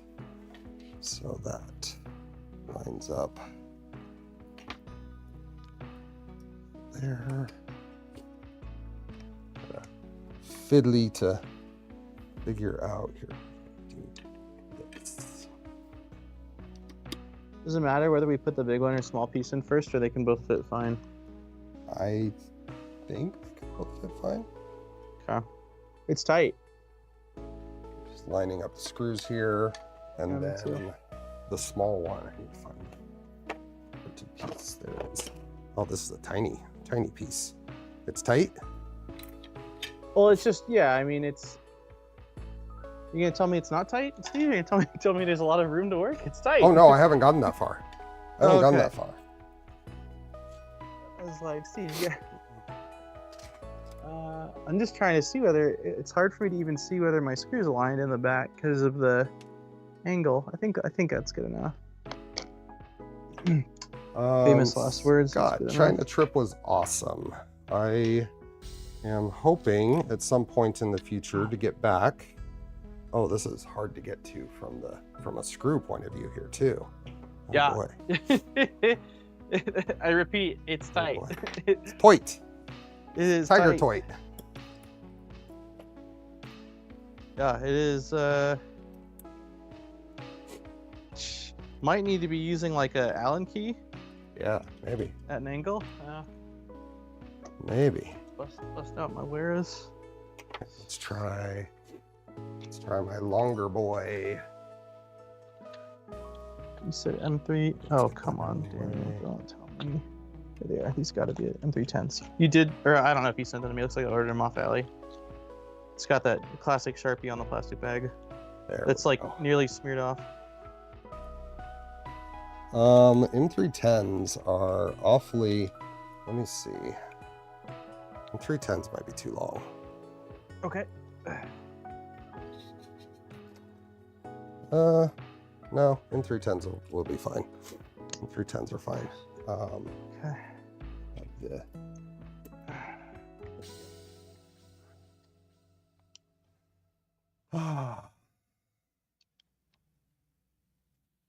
Shift the, oh, I did.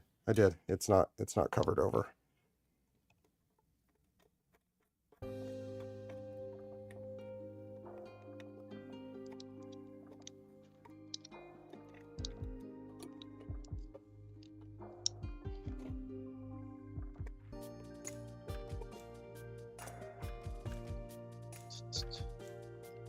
Toit. I feel like I'm gonna be here for a minute, Steve. Oh, yeah, that driver is not gonna fit, I don't think. Slotted on this would have been a great idea. 100%. Slotted on this would have been a great idea. Slotted and then not worrying about it being flatheads. There's no real reason for these to be flatheads. Is it it's a 2 mil or 2.5 for this too, right? What? It's a 2 millimeter driver or 2.5? 2 millimeter. We had a brief glitch. What is going on?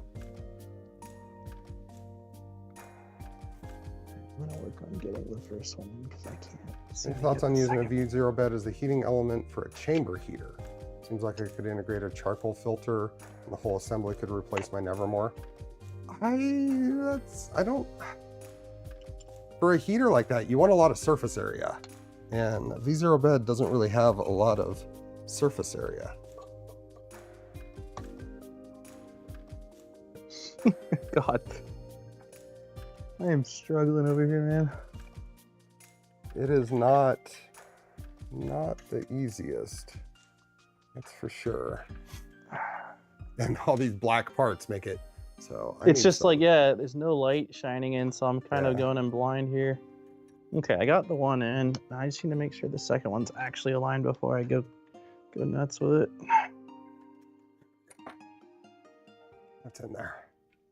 Bruno, the reference as Squirrelbrain designed it uses a Big Tree Tech Pico, SKR Pico controller. We are using the Mellow Micro 4, which is a itty bitty tiny controller. It's just a baby. You do have a Milo. Pins can be milled, you're right.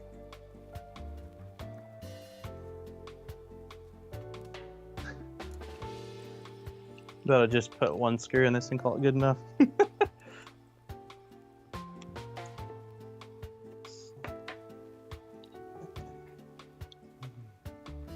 Why do people in this hobby think activated carbon is a good, efficient way to scrub VOCs? It's incredibly poor while being an irritant. Is it? I don't know enough about it to be able to comment on that. It's smaller than the Pico. Yes, this thing is itty bitty. Itty bitty. I don't have a Pico handy to compare, but I mean, that and this is the Pi Zero. This is a Pi Zero. I cannot get this in, dude. Let me think. What? You don't have a good long. No. What about a cheap short? Oh, I got an idea. I got an idea. What if you here? Look at my screen. Look at my screen. Hey, hold on. I think I just got it. Hold on. Let me see. If I don't get it, if I didn't get it, then I'll look at your screen. Okay. I'll still look at your screen. I got it. I did get it, Steve. You got it. Awesome. Yeah, what I was going to suggest is not put in this screw yet. Rotate the part up so you can get in from the side, and start it, and then slide it back into place and then tighten it. Oh, I see what you're saying. Yeah, okay. Yeah, that probably is a better way. Because you could easily just get it started further out versus doing what I was doing, which is fishing. Yeah. Gone fishing.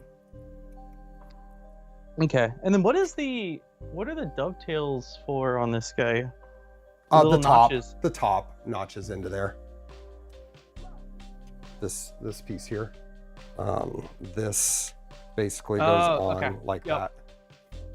And it looks like this basically butts up against the part next to it, like the printed parts. It looks like it's as far left as it can go, touching what we just put in. Okay. Yep. Cool. So this guy goes in here. Groovy.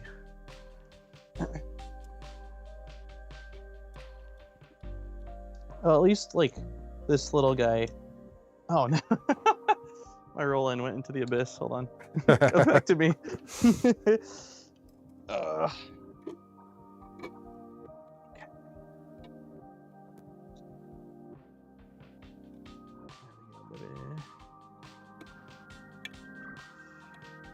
that all the way over.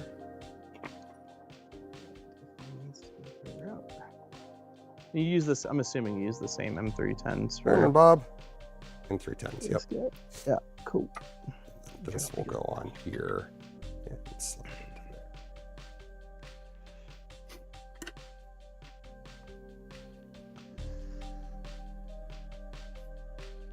Makes me want to have used a shinier build plate for this print, because this is pretty matte now, and it's quite a contrast to the side of the other parts.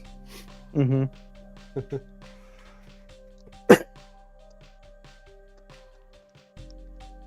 Come on, baby.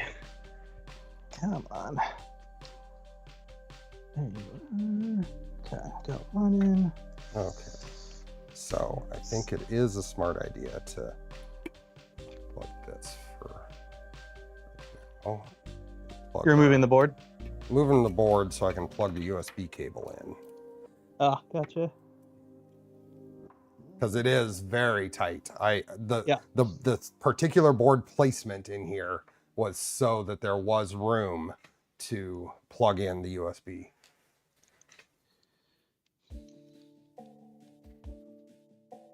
Is it a Star Trek Enterprise look? I like the slotted registers. Yeah. Itty bitty board. So we are using an itty bitty USB cable for our itty bitty boards. These cute little things I found on Amazon.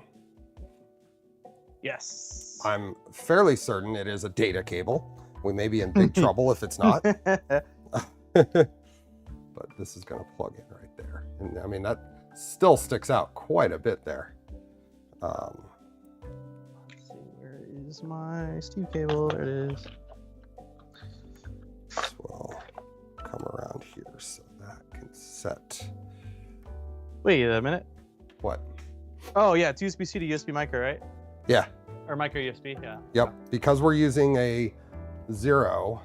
Gotcha. Because we're using a 0, it only has micro USB, and we don't really have room in this build for any sort of adapters. No. Our wiring is going to be fun. That's the word we're going to use, is fun. Very positive. Challenging, I would have said. Fun. I don't know a great way to test this. Do I have any USB or micro USB things I can plug in? I don't really. No old have. Android Do you have anything? around? Do you have any USB thing? Micro USB that you could plug it into the computer and just confirm for us? I have. Let me see really quickly. I have a Android phone somewhere. Oh baby. Oh baby. I have to plug it into my Mac though. The Windows PC I have that we're streaming on doesn't have USB-C. Yeah, but my Mac does. So yeah, I got a Android phone here. So let me remove the board again so I can disconnect this cable. Okay. Plug for in. USB tester, that's right. I need to get a good USB tester. That would be. Okay. Bear with me, everyone. I need to hold music.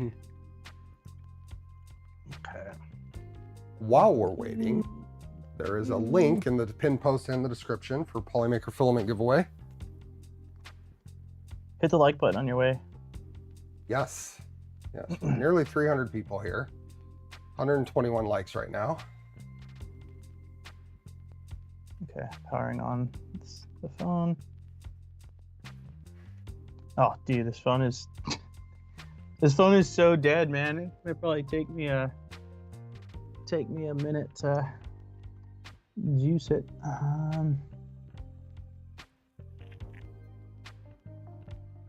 Is it charging? No, it's not, but You it don't doesn't know? necessarily mean anything bad yet. I mean, Right. it's not, nothing's lit up. So let me try, this is a 20. Let's see that. Any more There's a higher memberships to wattage give away? port. That's a great reminder, Stuart. Let me find out. Membership gifting. Oh, I do. I will do that after the giveaway. Don't let me forget. I have memberships to gift after the Polymaker giveaway. This thing's not powering on. It's been sitting for. I have been a member of my own channel for 16 months.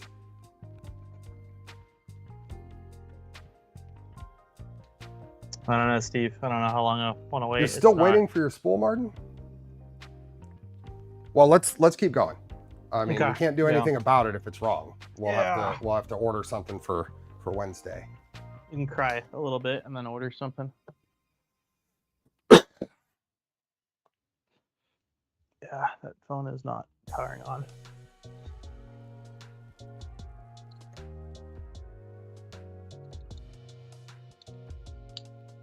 Okay. Next thing.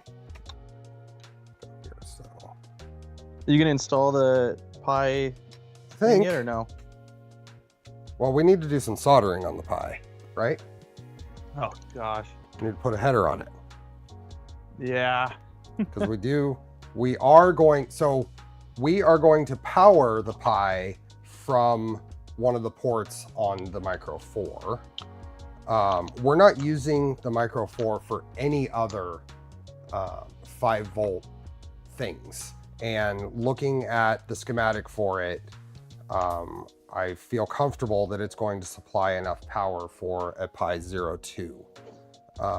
So we will be just running a wire from either NeoPixel or the BL Touch port or something on the Micro 4 to the GPIO header on the Pi 0 for power. So, Rudy, my cough is okay. I mean, it's just clearing crud. But thank you.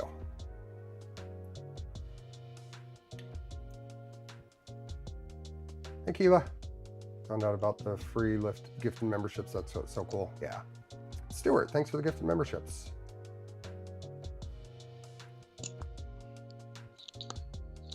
I don't know if I'm gonna be able to extract the little bit of solder that's in this. Oh, I might need to just, yeah, I might need to just play around with it off stream and see if I can get it. Cause I only have this really large tip right now on here. Probably need to use some helping hands. So we will be, let's do this. Page. Oops. GPIO pin out. So we search for the Raspberry Pi GPIO pin out. Basically, it doesn't really matter, but we'll go to a 0 here. We're gonna go with the second and third pins, 5 volts and ground is what we need to put a header on. So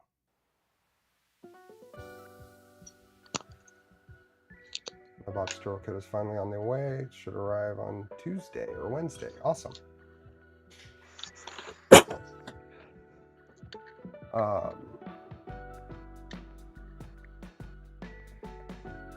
Can you kind of gently hold the header on there and melt it and can you get the pins to go through without actually removing all the solder?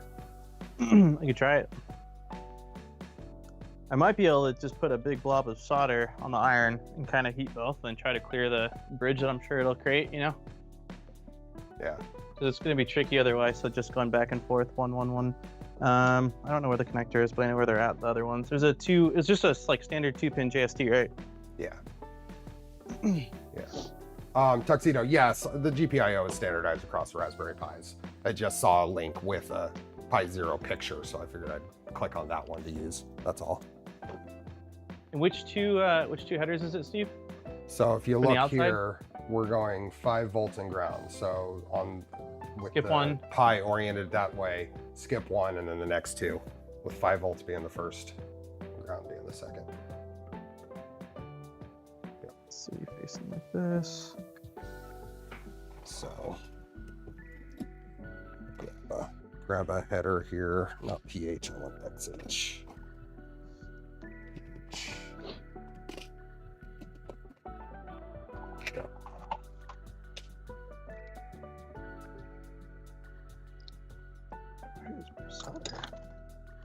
Yes. See you, Muffrey. Shoes untied.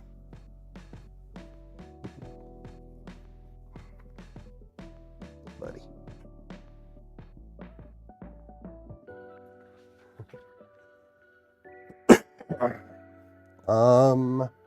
Okay. So let's go over here. This, I don't need this heavy soldering tip on here.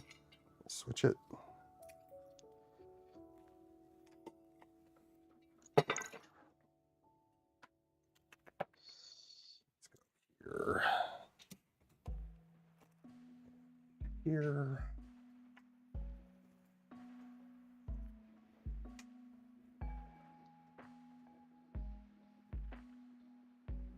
This, maybe we'll do this. There we go. It worked. It worked? It worked, baby. Nice. Dropped right in. Now, I might have done my orientation different than yours. I did it with the plug facing outward instead of inward, but I mean, whatever. Well, I haven't done mine yet, so I'll match it. Okay. With the notch facing outward? Notch facing outward, yep. Okay. Is that, here, let's see. We have that would be, matches the typical polarity of a fan. So good. Makes, you got it right. I planned it that way. This is an Omnifixo, Patrick, and it is an amazing, absolutely amazing soldering jig, solder helper. Yeah, I wish it costed about half the price, but it's paid for itself. You have one? Oh yeah. Nice. Yeah, chat, dude. Chat saw me using tape to hold boards in place like a caveman. And it was a long time. I mean, it was at the last place we were at, so it's been probably oh, no wonder we're not soldering anymore. My iron decided to power itself off. What's going on here? What kind of iron are you using? This is a Pine-Sol. Pine-Sol. Yep. Did you end up figuring out the firmware stuff you were playing around with on it? Yeah, mostly. I need to tweak it a little bit. Actually, I wasn't playing with it on the Pine-Sol. I was doing it on the TS101. Ah, gotcha. The firmware I used, Iron OS, I think is what it was called, is actually more features when you use it on a Pine-Sol than on a TS101, though. More of the features are supported. Huh. They aren't actually expensive or how useful they are. No, I mean, I would pay what I paid for it, you know, over and over again, knowing what it's like now. But if you compare it to like any other ones out there, it is expensive in that regard. But yeah, it's I mean, it's kind of one of those like buy once, cry once, if you will. But I think it was like, do you know how much it was? I think it was like 50 US or so. Yeah. Compared to like, you know, on Amazon, I think there's a few that look sort of comparable, but I don't think they are. I mean, I've used this so much now, I wouldn't ever want to go back. It's It's just such a great piece to have in your kit. Trying to clean up some now crap. if we are going to be putting this in here, I wonder if it's worth, can we get to it? Oh, we can get to the SD card. Never mind. I was going to say, I wonder if it's worth flashing the SD card real quick, but I don't think we need to. Oh. We can do that. I'm so happy that it dropped in, dude. Point. That what? You got that in? It dropped in. When both legs dropped in, it was like I wanted to look up towards the printer gods and just say, thank you for sparing me, because it's like so many times where it's like, oh no, something bad happened. But yeah, it dropped in nicely. Hopefully I did the right things. It looks like though, yeah. So outer 2, skip. Let me pull up the pinout just for fun locally, because I was looking at yours for the screen share. Raspberry Pi, GPIO, pinout. Let's see. Is this our new dock site? Looking for the Micro 4 docks. Yeah, 5-volt ground. Looks This good. is our Micro 4.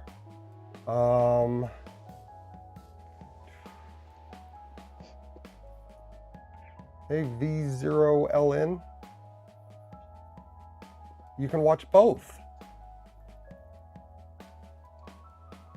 Okay. Good. So I did it. Yay. I have the Micro 4 docks here. And we're gonna, at least some version of the docks. What am I zoomed in? Oh yeah, there we go. Main board wiring. Let's look at this. Here we are. This is what we want. So where we plug in, we can plug into the BL Touch port, or we can plug into the, there's a NeoPixel port. Yeah, RGB port here. Oh, you mean for this power? Yeah. Yeah, we're just gonna tap into the 5-volt rail on the board, basically. Gotcha. I think the RGB port is probably gonna be the easiest because it's just a 3-pin connector. Sure. And we're not, any RGB we're gonna be pulling off of the toolhead board anyway, which we actually don't have any special NeoPixels or anything on this. So Unfortunately. It's okay, it's a small printer. So just a super short, it'll be super short jumper, just 1.5 to 2 inches long, going from that. Are you gonna crimp it real quick or no? Yeah, might as well, right? Okay. You got some 20 gauge wire. I think I sent you some. I think so. You sent me red and black, and that's what I'm using. I'm assuming this is 20 gauge. Do you have a tool for measuring? My eye. Okay, perfect. You sent me basically what looks like stepper wire. You sent me the same size in red and black, and then a thick gauge black wire. So I'm just going to use the same size red and black. Those are 24 gauge. I think it's still okay.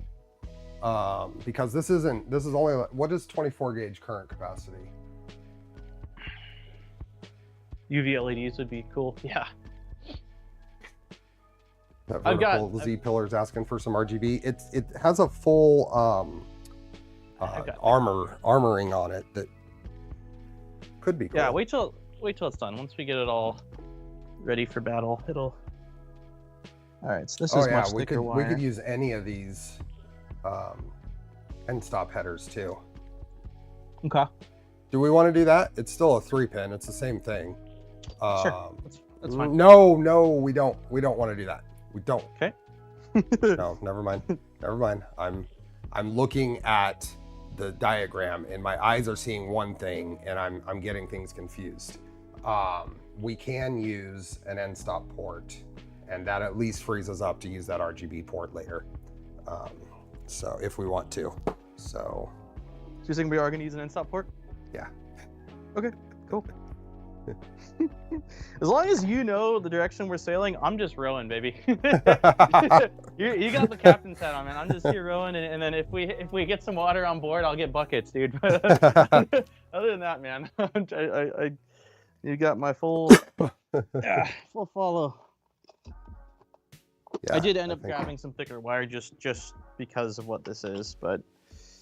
Here's our CAN port. So if you on the screen, here's where we're going to connect our tool head board to. So I think we'll just go the next one over and just grab the pins there. Where are we taking 24 volts and ground from? Then just the like header, the input headers? No, not the next. No, one I'm talking over. about. I'm talking about the for second Ken. one over. Got to be careful. This one says it's VCC. I don't know why. Probably for Ken. No. Why not? You'd want 24 volt ground and then high and low. Here's CAN. Our CAN is the 2-pin here.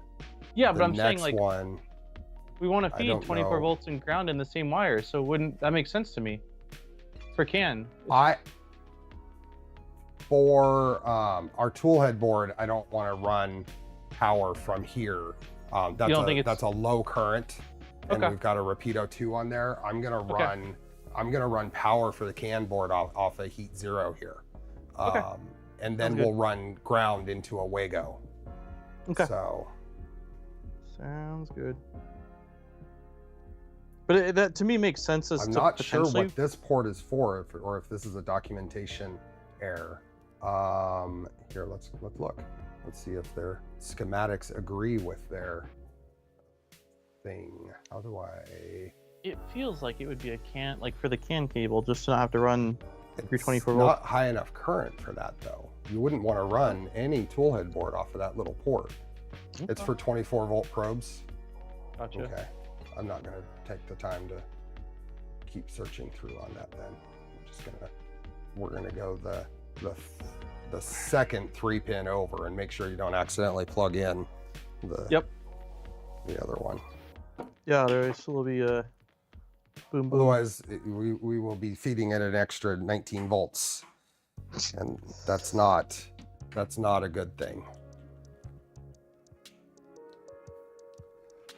Typical, can you pull 24 volts from the power? I think you're saying power supply. We have external power supply on this, which is 2-pin. Typically, if I pull off the heater port, so it's fused along with the controller board, but I don't see any dedicated fuses on this board. So this isn't going to be an ideal wiring scenario, but I think it's going to be okay, right? It's not going to be the way, given what we have, this is how we're going to go. But yeah. Typically I go off of the heater port because those almost always have a fuse on the board protecting them. So yeah, you're saying this is going to the 3-pin. And then what orientation is, can you show, Steve, like if you have your Pi 0 stacked on top of the little Micro 4, is the 2-pin that we just soldered on going to be going towards the screw down terminal side, or is it going to be facing towards the other side? For orientation, I'm just trying to get a gauge on length that I need for this 3. Start. So you've got your screw down terminals. I just want to see how you have it. Like that. Okay, cool. Yeah, gotcha. That'll set in there like that. Okay. So that's basically going straight across down into, and I'll probably flip it around and run it under the board or something. Okay. Okay. Yeah, I don't think I'm cutting off more. I'm going to keep a little bit of slack on this, Steve, if you're going to run it under the board. I'm going to agree with you there, Phil. It is suboptimal. We're going to work with what we have here, though. So, just to let you know, my cable, little harness for this guy, is approximately 80 millimeters. 80 millimeters to reach? If I'm running it underneath it comfortably with the size wire I'm using. If I'm running it over the top, then I can probably shave off 20 millimeters from that. But going underneath it to not put too much stress on the GPIO, I'm going with 80 mil. Yeah. Okay. All the other wire I plan on using, except for like heater wire, will be really small, and you know, I'll shove it in where I need to. But for the Pi power, just because I know it can be kind of fickle, I went with thicker, not thick. Thicker? Thick, yeah, PH. I went with thicker wire. Thicker wire. All right. Fat, thicker wire. For the TicTac. The Tic Tac.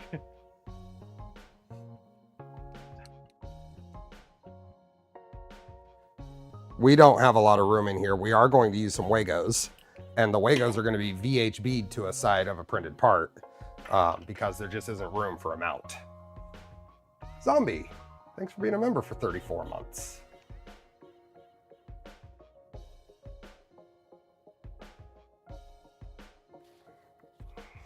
Okay, so that's that, and I have a little baggie of connectors here I can use.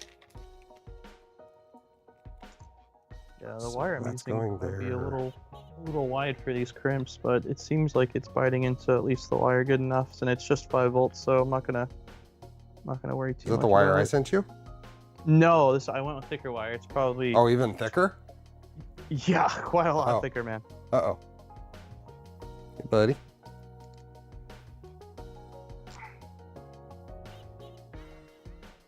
Yeah, it's not really reaching the sleeving. It's not a great crimp, but like I said, for what I'm doing here, I think this is going to be more than sufficient. And I'm tugging on it. It feels like it's holding tight. So, and this is the Micro 4. Micro 4. Is there a GitHub for this, or is it Mello's docs? Mello's docs. Okay. Micro 4 Cooper docs. There we go. Okay, so you said we are doing 5 volt and ground, so that means it's going to be on the inside. There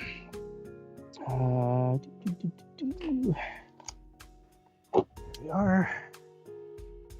And if it's like this, then I need... So 5 volts is the closest to the inside. Like that. I think Oscar is demanding treats. Quick treat break.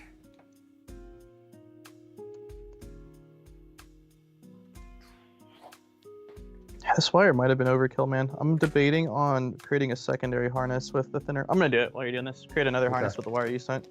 Just so I have options. Options are good. Treats? Treats? Yes, please.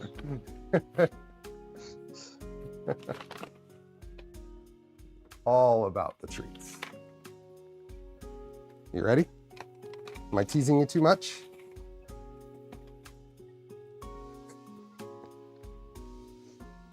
Here you go, Felix. No, not you. Here, come over here. You take it right from me. No, not you.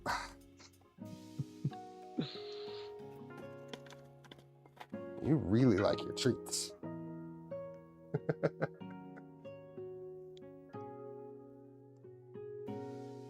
That's another piece.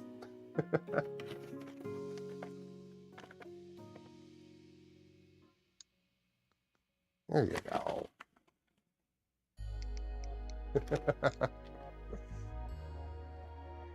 I did enjoy the cat cafe.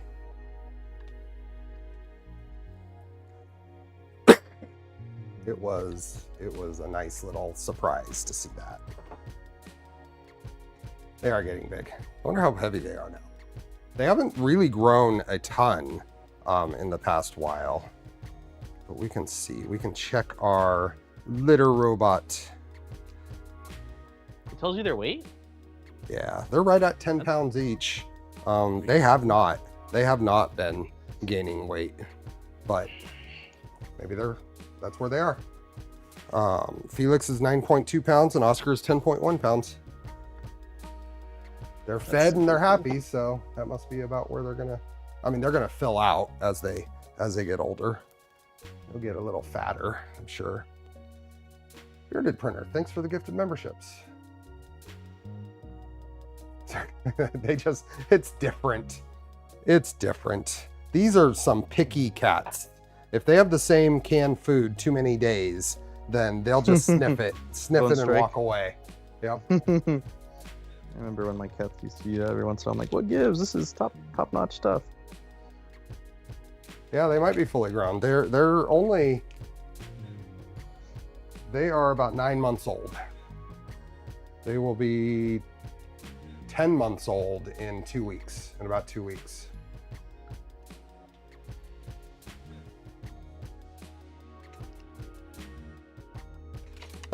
Hi. What's up? Maurice, thanks for the gifted memberships. We all fill out when we get older. Isn't that the truth?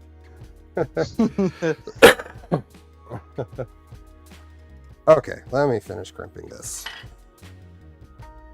Kitty distractions aside. I think I'll end up using the wire you sent as my primary, and then if I run into issues that say like low power or something funky, then Switch I've got it over. the thicker. Yeah. I think you'll be okay. The I02 doesn't have a ton of power draw. Yeah. It just fits nicer, and it's going to be a lot easier for me to maneuver it in this small area versus using wire that's like twice the gauge. I didn't have any like happy medium wire. It was either use what you had or like go big. So I went pretty large, but I think it was a little overkill.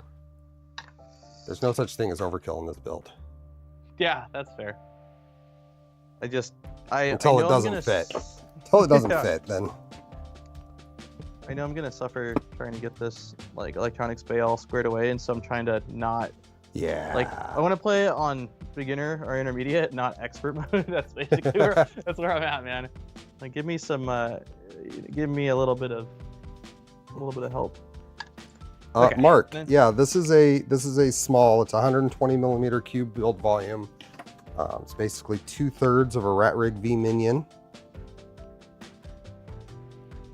So this guy goes in here. We're just gonna double, triple check that this is second one over. That plugs in there.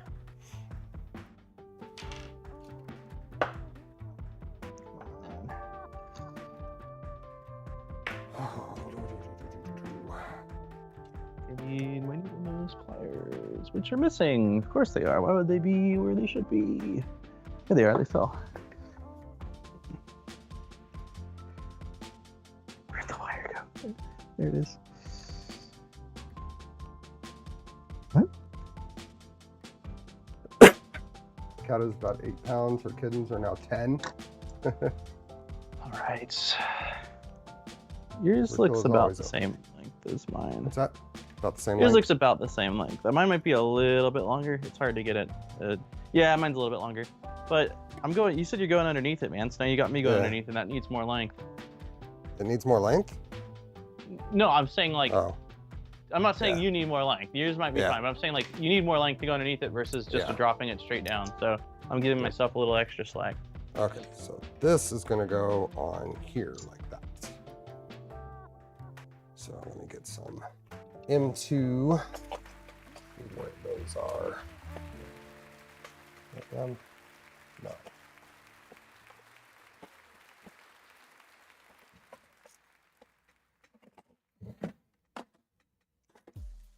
Where did my M2 self-tappers go? Oh, there they are. You think 2.5s will work or no? You don't have any self-tappers? M2. I don't know. So I have M210s. They're not self-tappers though. I've got M26s, flatheads I could use. I'd go and try flatheads. I've got M26 flatheads, M210 button heads. I've got M210 button head should be okay. Yeah, these are M2.5. These are M210. You think button head? Yeah, I think that'll be okay. Yeah. 2, 3. Yeah, Tuxedo. I'm on the third port over there. The second 3-pin port over is where I'm plugged in.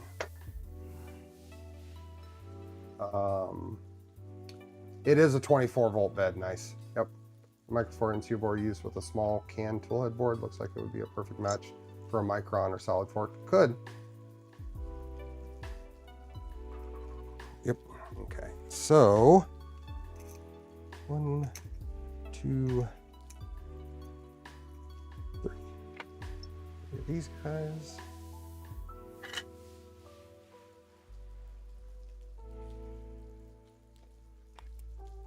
Dear God, I don't know if I'll be able to get these in this hole.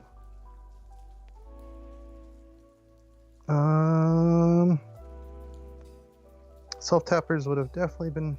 Self-tappers usually come extra in LDO kits if you have them.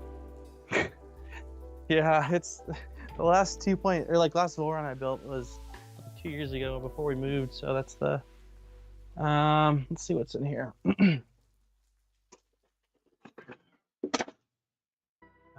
M5s, M3s, M5s, M4s. M2.6. I'm gonna really quickly walk to the garage and see if there is anything in my old screw organizers. I'm just gonna leave the mic on because no one's here, so. Yeah, that's fine. Let's see if I got it. I mean, worst comes to worst, it could just wait on this part, you know? Like, it's not that big of a deal. We're not gonna be running it today, so. Yeah. But I'd like to get it installed if I could.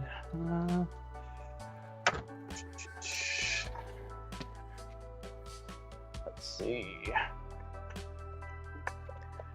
M3, M4, M5, M2x10 solder tappers. Come on, baby. Oh, it's empty drawer. No. Empty drawer? No. Let's see.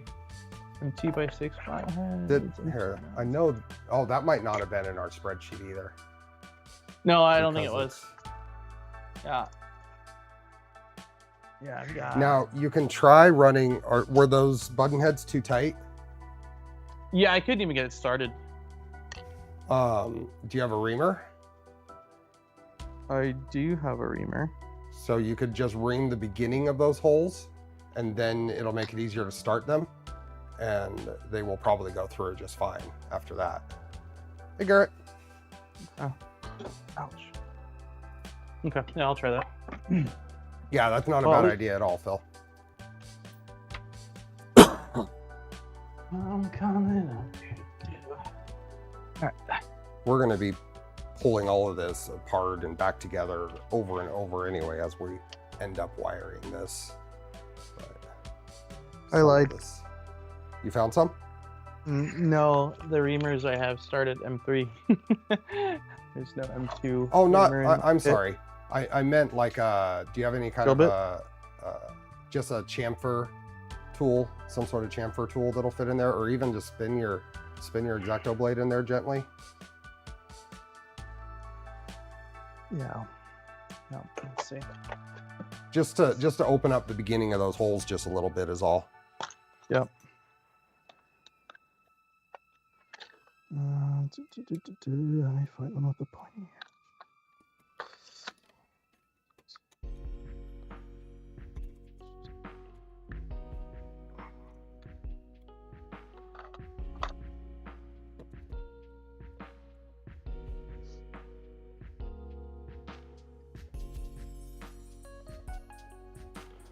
Ooh, this is going to be a very tight, oops. Very tight fit on the cover for this. Yeah. If we had right angle fittings for that power connector, it probably would have been a good idea.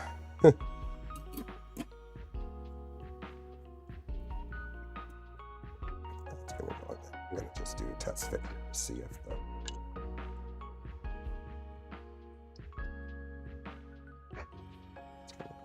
let's see if the cover will even go on. Sit down. Oh boy, just barely. Like a glove?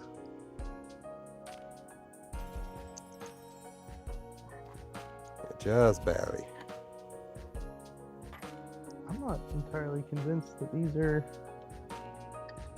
M2s. They almost seem like they're... These are might not be 2.5s. They're absolutely 2.5s. Yeah, that's going to be too big.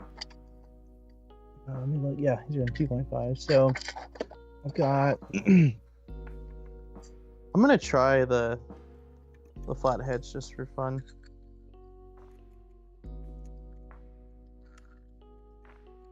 Should plug this in before. Yeah, let me try these. Since you're working on that, I'll stop and try to get this plugged in. Let's see if I can.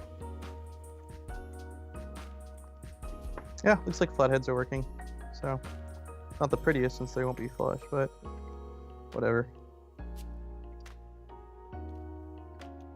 Yeah, that makes a whole lot of sense though. I was like, that's a large hole I'm trying to get in the screw. I mean, opposite. That's a large screw I'm trying to get into the small opening. All right.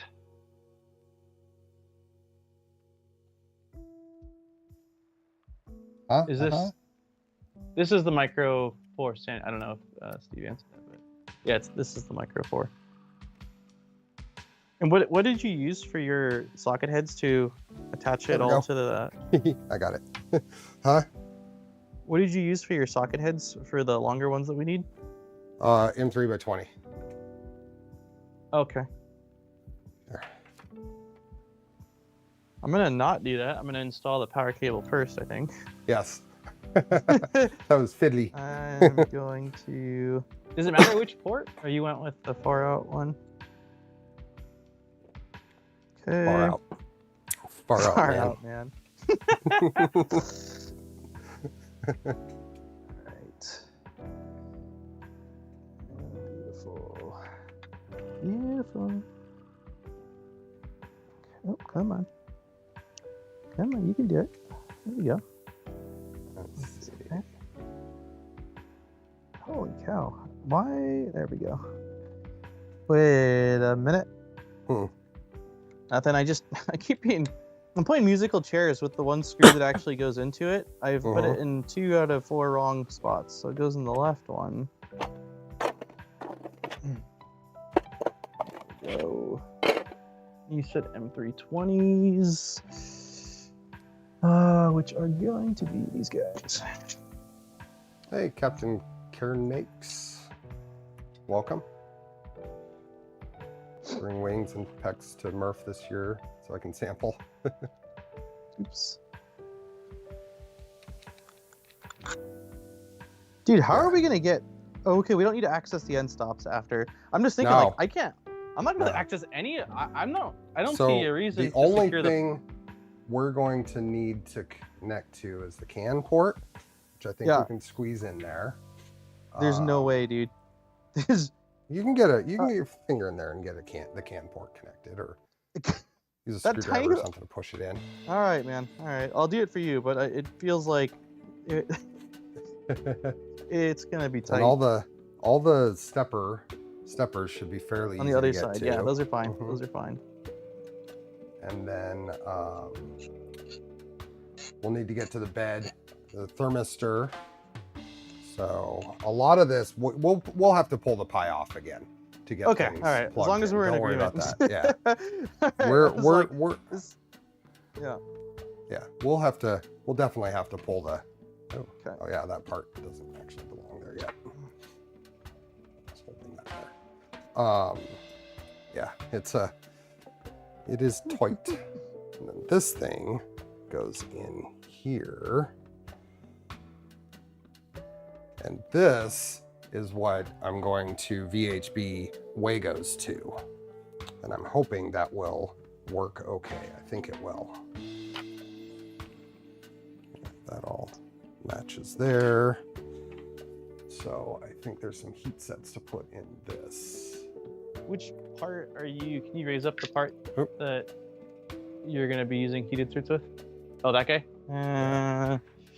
Where are you? There's 2 heat sets in that. And then what about this part? Yeah. There are 3 on the 4, bottom 5, 6, 7, 8, 9. Yeah, every hole in this gets a heat set. Every hole in this gets a heat set. One hole is much smaller than the rest. That one does not get a heat set. Okay. Okay. 1, 2, 3, 4, 5, 6. Okay, 8. Yeah. I was like, I don't know, Steve. Well, that heat set goes into the cover. Okay. Cool. Oh, here we are. Welcome, Grant and Company. 3D Musketeers raiding in.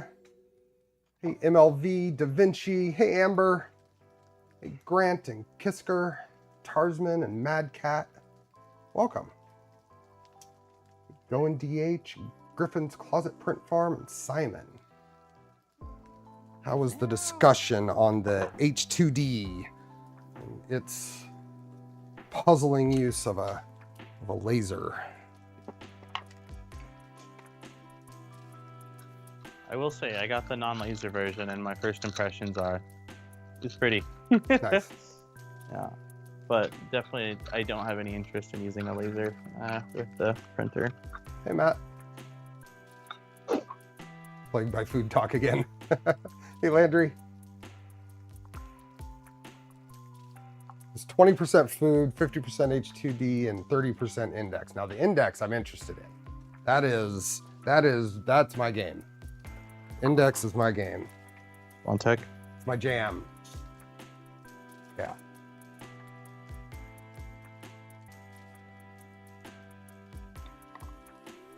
I'm curious to know more about it. It feels really ambitious, but I mean, BondTec is known for making really high quality stuff, and I haven't really, I mean, I've known of BondTec for many years, and I haven't really seen them swing and miss. Like when they go at something, they usually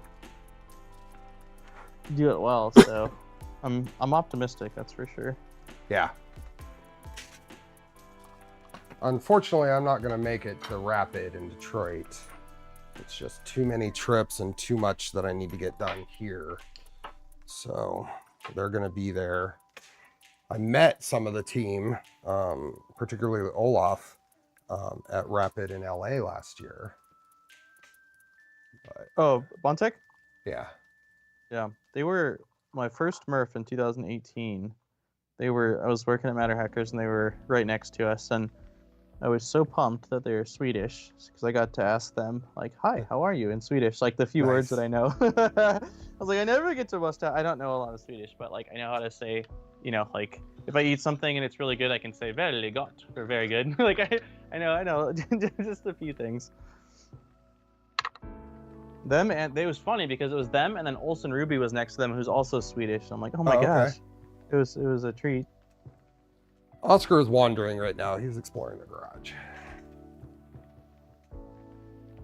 Index win. I have no communication with BondTec on the index. There are no actual plans. It's just very interesting and could be on the project docket depending on how things go with it and its development. Unless they're doing the full ecosystem, the toughest part will be integration. Yes. And it's really cool to have such a slim tool head. So for anybody that doesn't know, Index, INDX, is a tool changer platform that BondTec has just released. It's actually hosting all of the critical, the heater, the extruder, the stepper there, all of that is on the carriage. And it just goes and basically grabs a hot end from your docks. It makes it very slim, so you can fit. I think their example at 3D Meetup Sweden was like 9 tool heads on there. So that's nuts.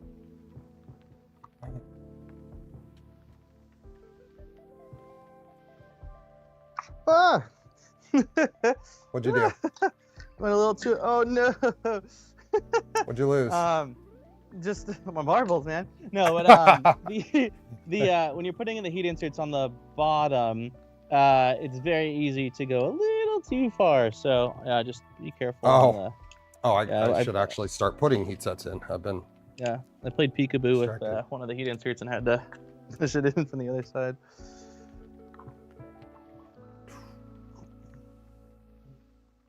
What I did see when you have that many tools is those umbilical management can be a real pain. And if you wanted to enclose it, I'm not sure what the solution there is either.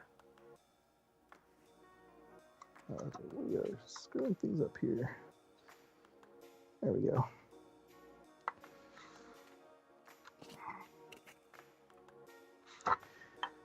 Okay, so there's 8 in that one, 2 in this one. The question in chat is on if you're going to be at Rocky Mountain. Oh, no, I don't. So as of right now, I'm not traveling at all this year. For most everyone that watches my stream knows that I work for Lightburn, so that's my full-time job. And so we're having an event we do every other year called LBX, which is a Lightburn convention. And so that is happening in New York in July, Manhattan. And I will be there for that. But aside from that, for anyone that doesn't know, we've got baby number 2 on the way, and Erin has been incredibly sick this entire pregnancy, and we don't really have anyone here. My parents will be gone for most all of summer, and so she's gonna need me here for help for the next, like, she just needs help. So yeah, traveling is pretty much off the table for this year. I'll be at the home base gardening and doing shenanigans here. I would love to go. I had a really fun time at Rocky Mountain last year. It was a blast. Thank you, Medcats.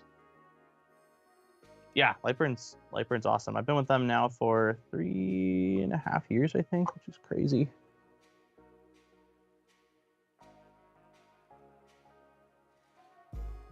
If you go on their YouTube channel and watch some of their videos, not all of them are by me, but a lot of them you'll probably recognize the voice. Lightburn should make Rocky Mountain. Lightburn might be at Rocky Mountain. They might be. I was there with them last year, so they definitely might be there. They go to some of the 3D printing events as well. I have the option to travel to a lot of them with the travel crew, but there's so much work that needs to get done on the video side for Lightburn that I have a really hard time stepping away, because then I'm just playing such catch up when I'm back. So, Daniel, you can have more kids. Just come to Rocky Mountain. Just come to Rocky Mountain with us. Yeah, you answer to my wife, Killa. Give you the karate chop,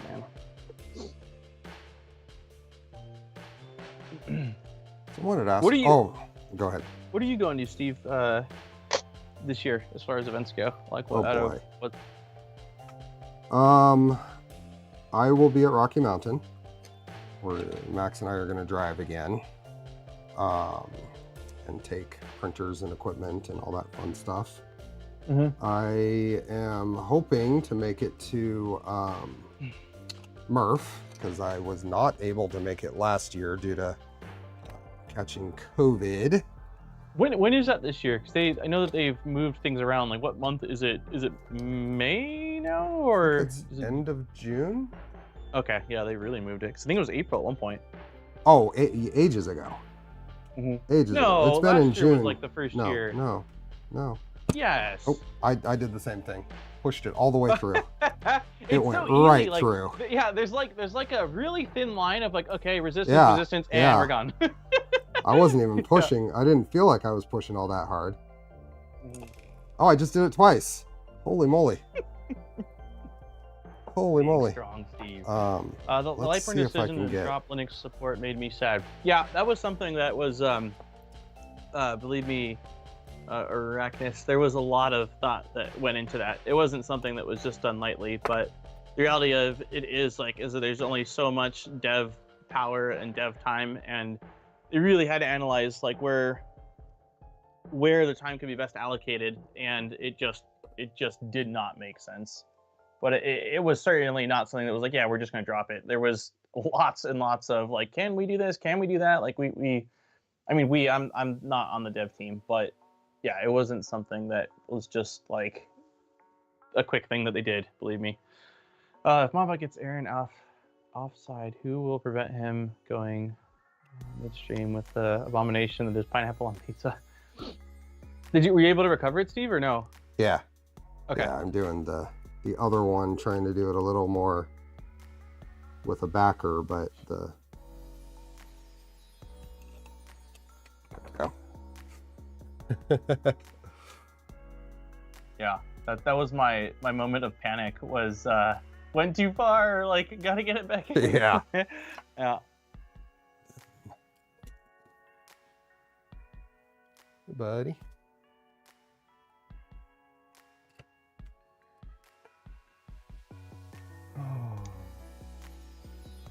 Electronics took more time than I expected. I mean, to say that, like, we're not even remotely done with electronics, but like, it's a very, you have to be a lot more calculated with it versus, a normal build where it's like, slap it on the DIN rail and call it a day.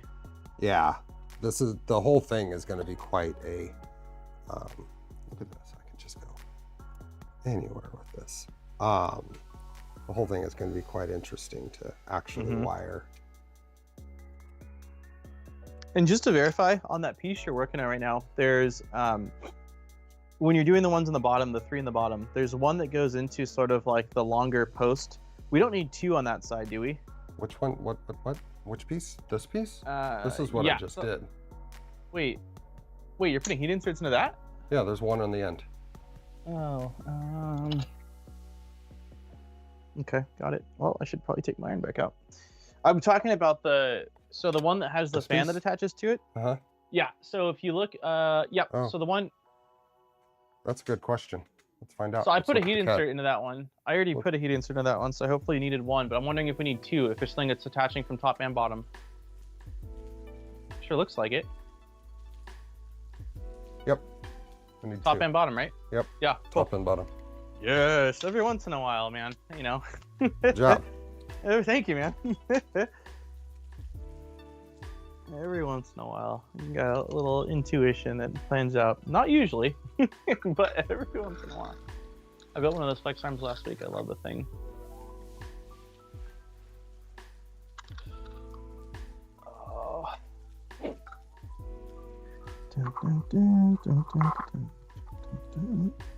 Okay. Just in Okay, time. so returning to the previous discussion, you said Rocky Mountain definitely you're driving with Max. You'd like to go to Murph because I have a ticket to Open Sauce. I don't think we're going to be presenting it over or exhibiting at Open Sauce this year. So I have a cheap ticket I bought at the end of the show last year. Cool. And 3D Printopia I'll be at. And that's pretty much, I mean, I'm going to go to Orange County Maker Faire.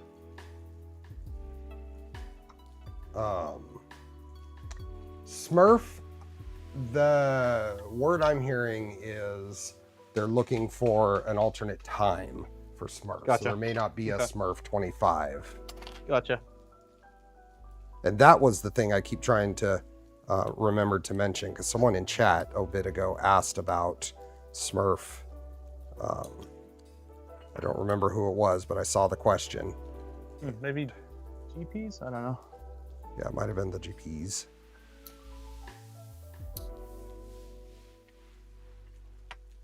The GPs, do you mind? I don't know if you care. Do you mind if I refer to you as your first name in chat? I try not to, because I try to respect people who want to just be known by their YouTube names, but your first name would be a whole lot easier to say than the GPs. I've never referred to GPs as the GPs, and I've talked. What do you say? The GPs, baby. GPs? The GPs, man. It's super simple. 2 letters. His name's Neil, so I'm gonna say Neil. These GPs to me, man. You're gonna confuse the hell out of me. Yep. I'm correct, right? I'm not screwing up. Yeah, there we go. Perfect. Occasionally, something can be absolutely correct in my mind, and it's not. Yeah, that's an all too familiar thing, Steve. It made sense in my head. It was right. No, you're incorrect. Okay. We are at, what time is it? Oh, we are. So we had talked about this. Both of us having low sleep and stuff, looking at probably keeping this close to a 3-hour stream. Yep. So we're getting close to filament giveaway time in another 24 minutes. Yeah, the issue with finishing this build quickly is that it means no more Steve and Dan for a while. And so I'm trying to drag this bad boy out, man. We'll be done with this in like October. No, hey, Jake, I just real quick, Jake, I that is just the word I'm hearing, is that they want to find a better time for it. That probably means not in 2025, but it could also mean that it gets earlier in this year. I don't know. That's just a word I'm hearing. But if it is delayed, I don't think it's like delayed the whole until the winter of 26. I think it's just trying to find a little more out. Right now, they're right after US Thanksgiving and right before Christmas. It's not really an ideal time for weather and holidays and travel. where they're at right now. So I think the idea is they're trying to change it. So for Smurf. So I wouldn't take what I said as a for sure. That's just the word I'm hearing, is that they're trying to find a better time for it. Sorry. I wanted to capture that before that got too far scrolled up. Yeah. Anyway, we are. Yep, we got up to 343 people. We are not at a 50% like ratio though. Oh, come on. We need to be at a 50% like ratio before the giveaway for sure. Okay. Talking about further along in this piece here screws in from the bottom into there, right?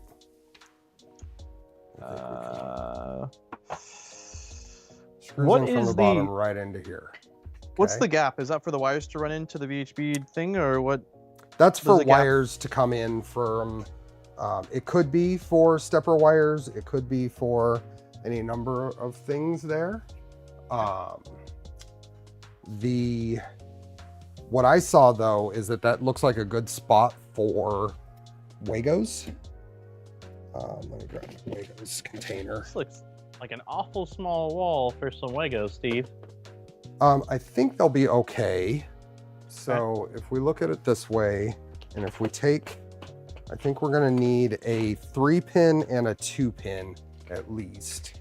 And if we VHB them like that, they will hold in. Huh? Okay. Yeah. Are you gonna VHB them right now? It'll give us some room. Thinking about it. Okay, let me see if I can find my WAGOs. Should I do a 3 and a 3 just for if there's space for it, just to have it? So we have, I was gonna run power, 24 volts and ground from the inlet plug to the WAGOs. And then from 24 volts from the WAGO to the input on the Micro 4. And that will power, oh no, I think we need a 3-pin on both. Okay. I think we do need a 3-pin on both because we'll need to, we need to run bed power too. So bed, we run a power line, power line from the WAGO to the bed. Oh yeah. The bed and the main power. Yeah, 3 will be enough because it's 1 and then it goes out there, and then 3 for ground. Only 1 needs to go to the board, but we need to plug the tool head board into another one. So I think that'll be good. 2 3-pin WAGOs will be enough. Okay.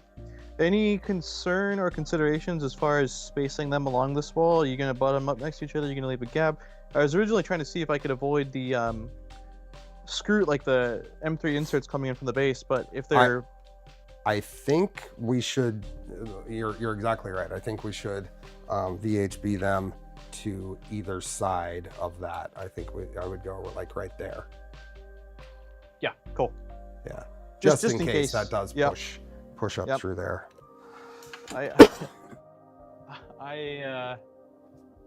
I've been known to break a thing or two, so if I see something that looks like a potential risk for later, I'd like to avoid it. So it might be fine. I mean, I just dropped the WAGO and it is hit a black hole. Where did that go? That is very odd.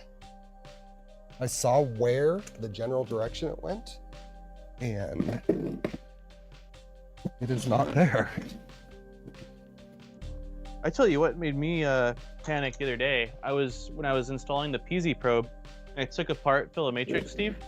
I had to take the cutter arm off, right, to disassemble it and swap out the heatsink. And when I did, the Filametrix spring that I only have one of shot out across the room in my carpeted. I was on the ground like with dread for probably 10 minutes, like with my flashlight, just trying to see a reflection of metal. And when I finally found it, I did it again. I looked up towards the printer gods and said, thank you. I was like, I did not have time to order one. I was using it for the video I made. I'm like, oh my, yeah, it's I'm no So what'll happen here, and I've only looked at this in CAD. So what'll happen here is this will go here, and then so this will go right there. And see, that's the clearance we have, which I think is fine. So I looked at this in CAD and figured it would work, but now this is physical parts. It looks like it will. Verifying. Yeah. I would spend the time cleaning your surfaces here for the VHB with some IPA, just to make sure we get a good. I didn't clean the. I did not clean the WAGOs, but I don't have any. I don't have any concerns with the WAGOs, but the printed parts I can see.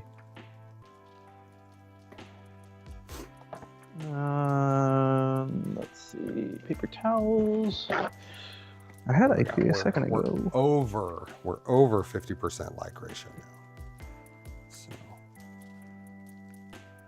are you wanting to go? I think it's time to let the kittens have their free reign of coming and going. Litter box access is a thing.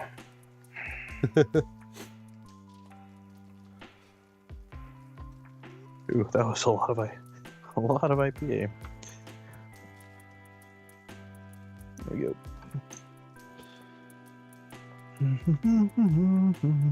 Dude,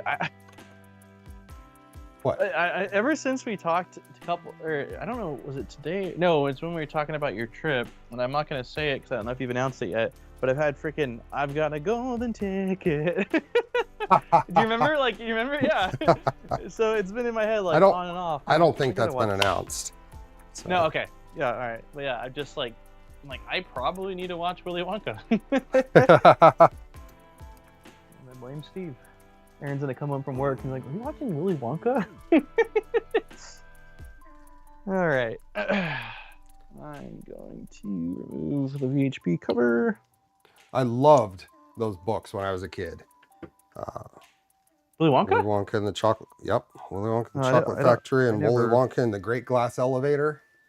I read those over and over. I didn't even know that. I mean, it makes sense, but I didn't even realize it was from a book. Yeah, it's Ronald Dahl, right? Ronald Dahl, I think it's the author. Is that correct? I could be wrong.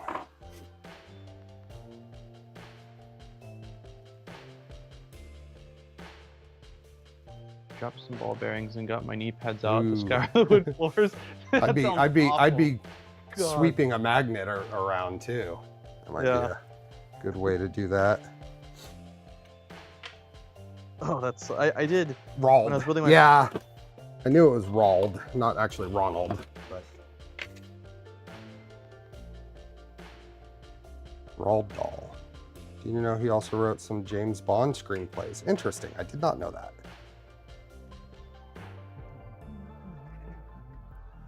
If a magnet magnetizes a ball bearing, is it a problem?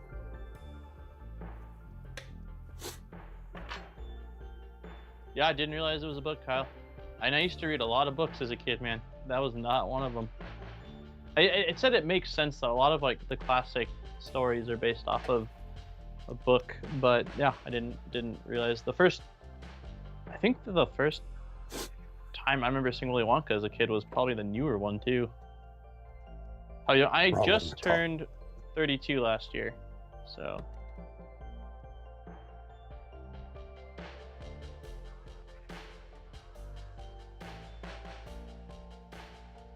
Yeah, I grew up with like the Harry Potter books. That was like my big reading as a kid. Oh, I don't even know what you're doing.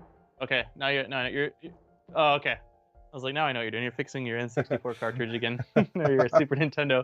Yeah. Roald Dahl, fun fact. The factory from Charlie and the Chocolate Factory was based on the cement factory up the hill from where I grew up in Tanzania. Nice. Gene Wilder version. Maurice. Yeah, for sure.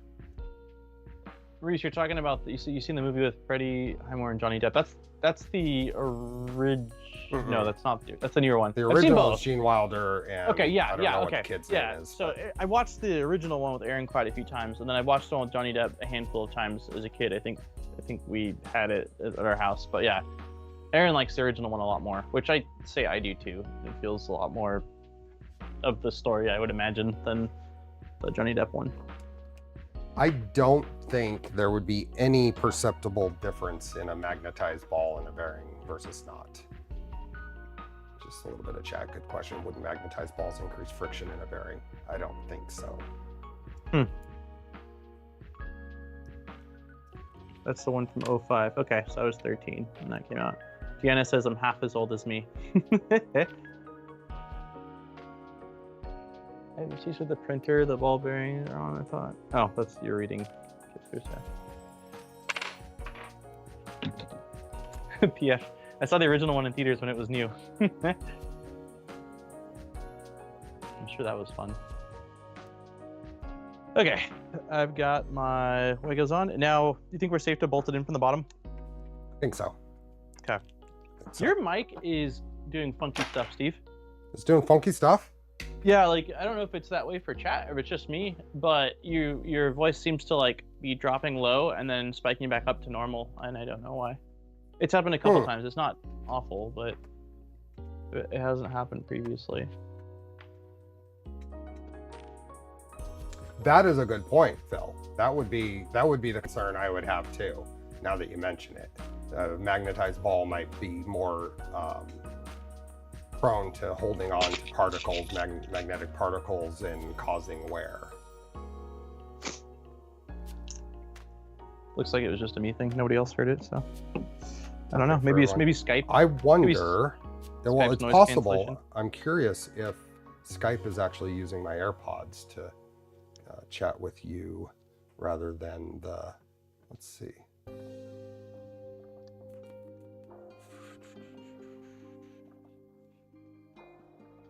Microphone. No, it's using the DJI microphone. Okay.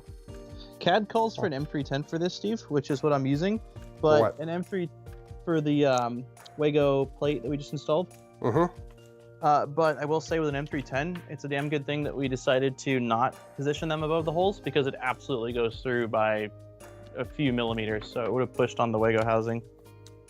We have got. Where am I? What? Daniel's losing his marbles. They've been lost, Patrick. Lost. They're scattered around. Long ago. Yeah. No marbles here. When did you start streaming? That's probably about it. Yeah. We have got a. What was that? Is that a 4mm plate? And this piece is. Yeah, 8mm to me would be ideal. Yeah, based off what I'm seeing here. Yeah, which I have, but it's not a big deal. But if we were to have not taken into consideration the holes from the heat inserts, it would have been a problem. Yeah, it would have pushed. Yeah.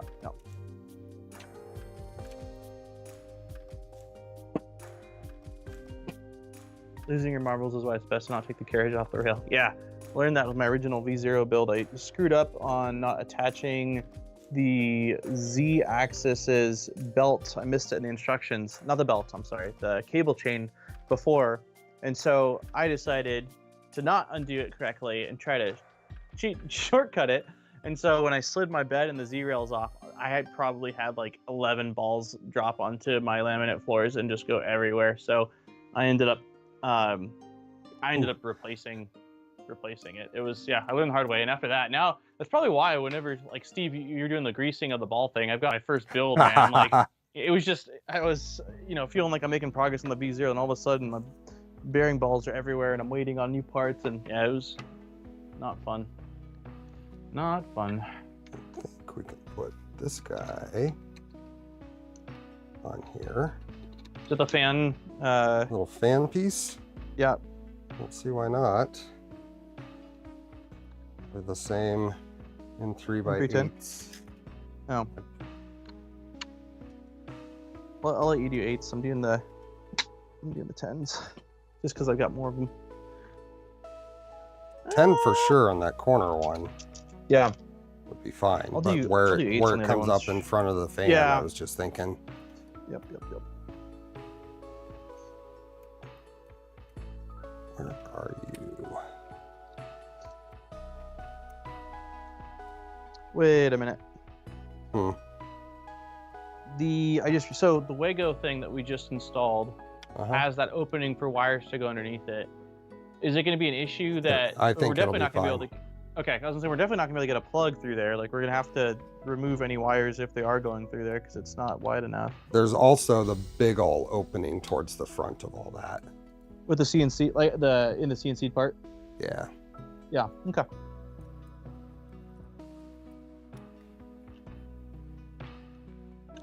Huh? Why are you not going in? It's a little. I loosened things up so I could get the Alignment. heat sets to line up, and I think part of it is from shoving those heat sets all the way through the. Yeah. Probably didn't help. Yeah.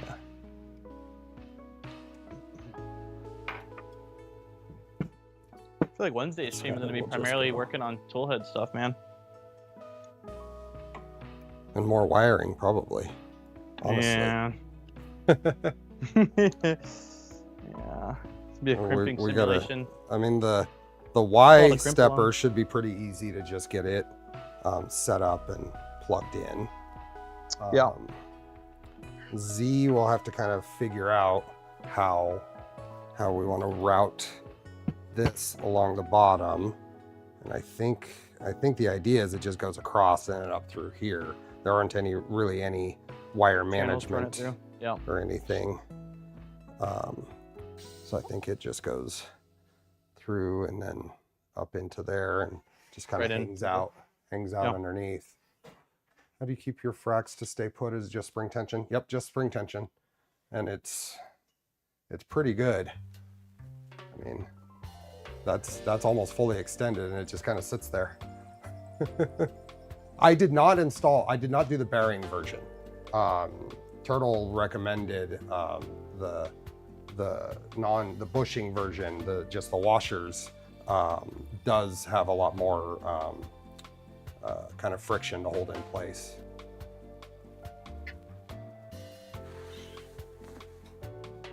Oh, you're right. There is a gap right here. Here. You see this? I think there's a potential we could run it through there. You see that, Daniel? That's what I was talking about. Yeah. That's what I was. We can run that right through there. It's just that I guess it's not a big deal. It's 2 screws if we want to disconnect it. So. Yeah, I might have to take out more than 2 screws because the dovetail is a pretty tight fit on mine. Oh, and it's not a all the way through dovetail either, I don't think. Yeah, that's what I was talking about though, Steve, a second ago regarding that like if we were gonna run stuff through there, it might have made sense to run it before. You're right. I mean, since we're here right now, should we just undo those 5 screws, shove the cable underneath it? That way it's already at least through and then we can crimp it from the inside? Where are we? We have drive 0, drive 1. So X, Y, Z? Or we can even go drive 3 for Z because that just plugs directly in there. It's a little more out of the way. I think that's what I might do. We only need 3 of the stepper drivers. Yeah. So, yeah, and then I think the tool head stuff comes down along here and then through this channel here into the hole right there. Yeah, that makes sense. So that's all. The only thing that should have to go through that slot is probably the Z motor. Yeah, just the Z. Yeah. We could do that. I think we should just do it. Yeah, I think we should just do it, man. It's gonna be easier than cutting it and trying to fish it through. With the Z stepper cable, yeah. Andrew, thank you for the super chat. For Sunday is Tic Tac day on. Tic Tac. Have to cut and recrimp anyway. Yeah. This is just straight across, straight into there, and then so I can probably just.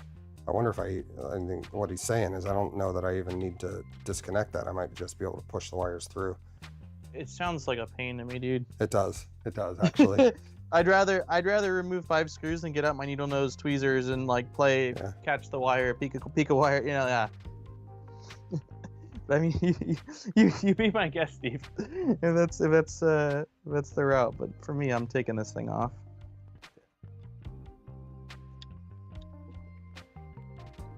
Okay. Keeps everything pretty clean right there. I'm gonna cut this right here though. I did it. I cut it. Did you? But I did. But why? Because I'm gonna crimp a connector on. Yeah, but I thought we were gonna feed it through first, so that way it's all together nicely. Well, if you feed it through, then you gotta crimp something with it all tight and hard to get to. Oh, okay. All right. Okay. Right? Right? I get. Yeah. You point valid. Yeah, I'll give myself a little extra slack here. I think worst case scenario. I don't know. I'll figure out wire management. I'm giving myself a little extra distance on this, so I can. Yeah. No. Here we go.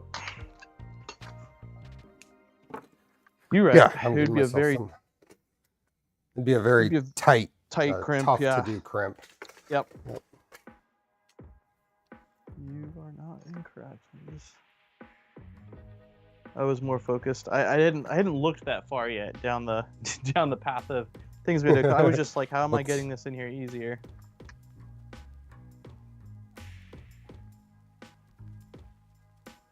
We have just a couple minutes until giveaway time. We are at 330 people and 208 likes. That's a good ratio. Yeah.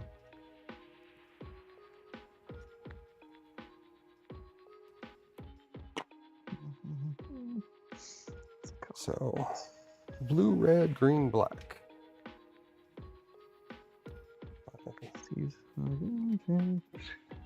Where did I put my crimpers? Oh, they're way over here. Oh, my stomach's starting to growl.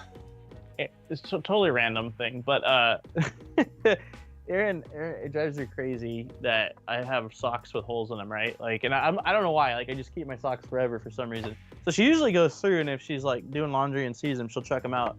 But I'm currently standing here in my socks with two toes not in my socks, man.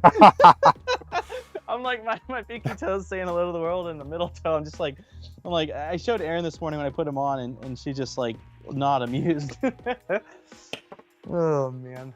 I cannot stand. I would not be able to. I couldn't do it. I couldn't. I don't know. I don't like it. Toes poking through. Now, I don't like it. It's very uncomfortable. Now, when I run, I have to use Injinji or similar socks. So Injinji are the toe socks. They're made for to go. They have toes. I mean, they're like gloves for your feet. Oh, okay. Like I get it. Like those kind of like those shoes that you like water shoes that are. Yeah. I can picture them. Those I get. Those pretty much eliminate getting blisters when I run. The Injinji socks. Cool.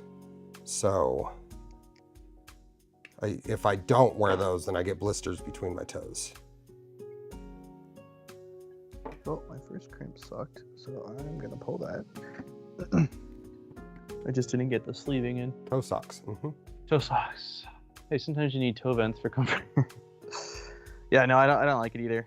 Usually, if I find the hole, I'll try to like pull the toe back in and twist the sock in a way where it doesn't come back out. But these are, I don't know what happened, man. The dryer just went to town, but these are, God, yeah, this will be my last time wearing these socks. Okay, blue, red, green, black.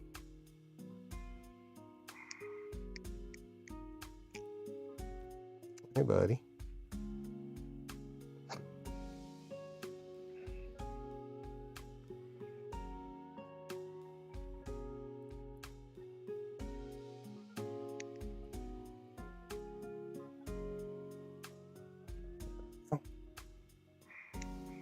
Oh, come on.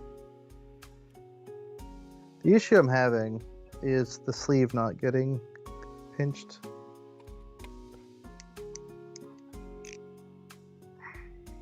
Sleeve not getting pinched on, or are you trying to put crimped. It back in?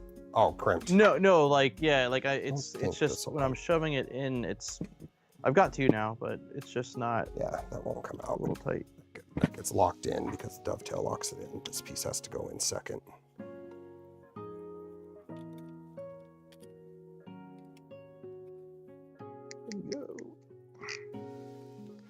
I actually have a pair of those toe shoes. Oh, you do? At a time there was a time when I wanted to try running with them. I feel like they're more for like hike all-terrain type thing, like when you're No, out in they the have several versions. Oh, okay. I haven't looked in a long And time. they're I just very remember seeing minimalist. the first one. Calling over Skype. We've got a month left. Oh yeah, we're aware. We're aware. We'll be done by then, maybe. We should be If we're done by not then. done by then Send help. yeah. Okay, All so right. this- And it is black. that should You, go you, there. do you twist yours all up or no? I did retwist it. Okay. I'm not going to twist it quite as tight. Black. Okay. Green.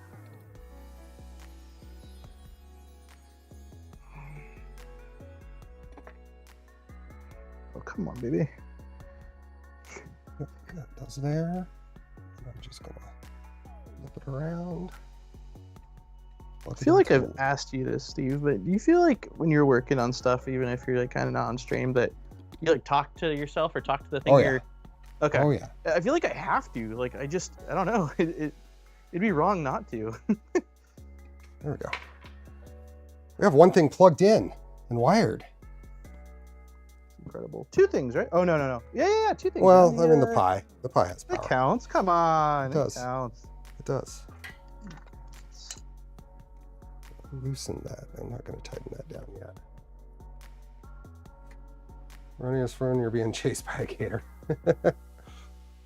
I used to run a lot. I did my first marathon in 2019.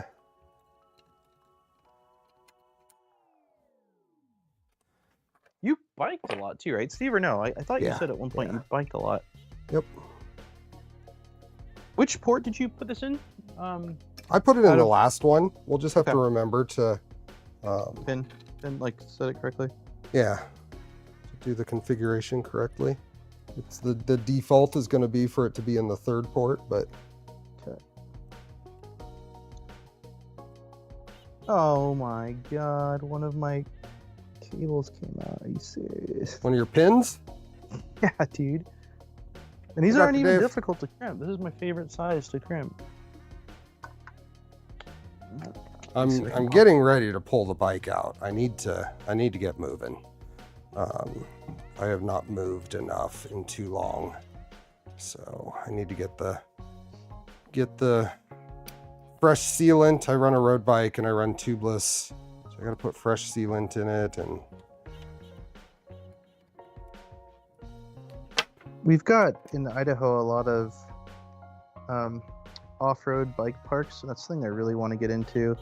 yeah, Like they have ones too where you can kind of like take the slope up or whatever and then go Mhm. down. And I wouldn't do the downhill. crazy advanced. Yeah, I would just do sort of like an intermediate, but that sounds like a lot of fun to me. It's something hopefully at some point we'll do. Tubeless on road is awesome because any little small punctures just get sealed, and I've had it happen many times. So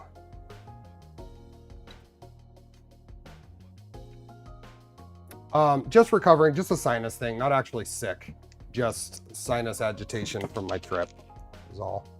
Oh, well, that's interesting. Tip just fell off. What fell off?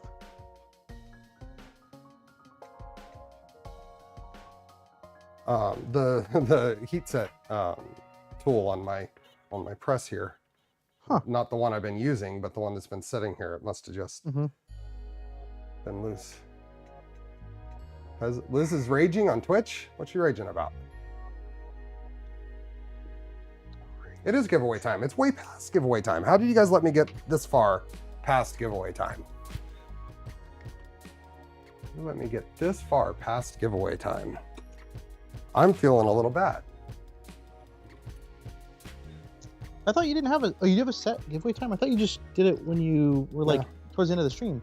No, I have a set time because, and that's my compromise, because Gotcha. I require people to be here. Mhm. Require someone to be here, so I have it at the same time Or a consistent time every stream. Gotcha. Except for this So. time. Well, except for this time, apparently. Yeah. I'm 7 minutes behind. So. We appreciate it, Wick. So they didn't want to stop the progress. They just figured I was still doing the countdown. It's okay. File unavailable. What? You know what? When I had that OBS thing, I had to have had a network glitch that you and I just didn't notice, and Skype just immediately recovered from. Because my Polymaker giveaway form, my Google form here, had lost connection and stuff. So, okay. I didn't notice anything on my end. I mean, other than I think you had a few blips, right? Like there was like a drop frames definitely, but that's all I saw on my end. Okay, we are going to close the giveaway form. It's in the pinned post and the description, link to it. We're going to close it when we haven't had a new entry in 3 seconds. Previous 3 seconds do not count towards the current 3 seconds. I got to enter in, Steve. Give me 1 second. You better. You don't qualify, but No. if I draw your name, I'll just draw another one. Oh. 3, I just want to win. I just want to feel what it feels like to win. 2, 1. May entry in at the last second. You think that's the last second, Dave? You've been here long enough to know that. That's not true. That was not the last second. See, we got a new entry. 3. Your 3 seconds may vary. Yep. 3, 2, 1. 3, 2. Wonder if you could get a poly dryer box if you win the giveaway. It is for the US and Canada at least. I don't know if it's changed for other areas, but for the US and Canada, it's just a coupon to the Polymaker store. You can apply it to a poly dryer box, no problem. You can apply it to Zombie's new Galactic Red PLA. I got a roll of that. I finally got it in. I ordered it back in December. I got it a couple of weeks ago. Thank you, Dr. Dave. I think I got it the day I got back from China, so last Sunday. I haven't printed with it yet, but it looks like a good red. Anyway, we got a new one while I was blabbing there. So 3, 2. You got yours in, Steve? I did. Yep. Yeah. Nice. I'm just gonna hoard it. We're gonna print with it. Just cherish it like a dragon treasure. Relative distance to Earth's equator. Need to calculate the billionth of a second difference. We did get a new one, so I get to start over. 3, 2, 1. Let's switch to SQ. Oh, outside of the US, yeah. Half. Quarter. How many people do we have? 351 people and 278 entries. Yeah, that's good. That's good. There's 75 people who don't want filament. You gotta shuffle 3 times, Steve, for the 3 toes not in a sock. It's wild, man. I don't know how these things made it back in the basket. Just walking around like a. This ain't right. Okay, this is the last countdown. We haven't had a new one, but since we've squirreled for long enough. 3, 2, 1. Yeah. Can't have your filament and print with it too. Okay, let's see. Create that. It was only 4 minutes. It was only a 4-minute 30 seconds. Shadell, you were the first person to get an entry in. Who got the last one in? Dougal. Dr. Dave, you were like 10th or 11th from the last. Predicting there will be 4 toes before sign off. I don't know, man. It's pretty locked in its current configuration. I don't think there's room for anything else. There we go. Okay, so we need to do a number between 1 and 3. We got to do a number between 1 and 3. Well, I got to get the chat engagement spike. Yeah. No. If I don't get the chat engagement spike, then the analytics just don't look right. The winner has to guess which is the third of the toes that popped out in order to actually claim the prize. They know it's the pinky in the middle. Which other one has joined the party now?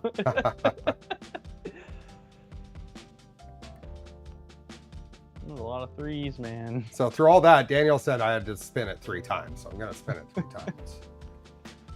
1, 2, and 3, and spin. Who do we got? Got to be here to win. You got 2 minutes to say something once the name pops up. Who is our winner? Larry M. Congratulations.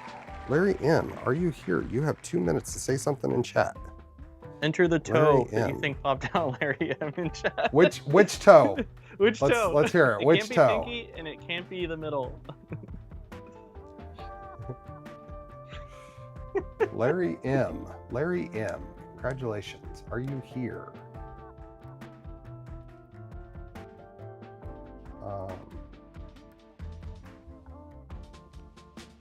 Larry M.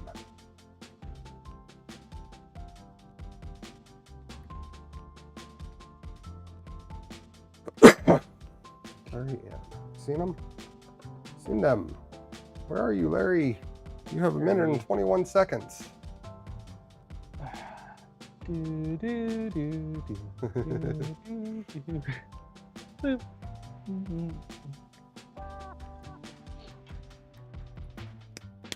I think that Larry's here. There they are. There he goes. Let me see ya. Congratulations. This.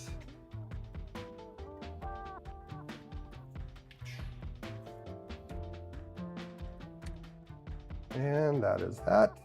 So we're gonna let's see here. Since I am the Amazon of 3D printing streamers, you're getting same day delivery on your prize email. This all entered here.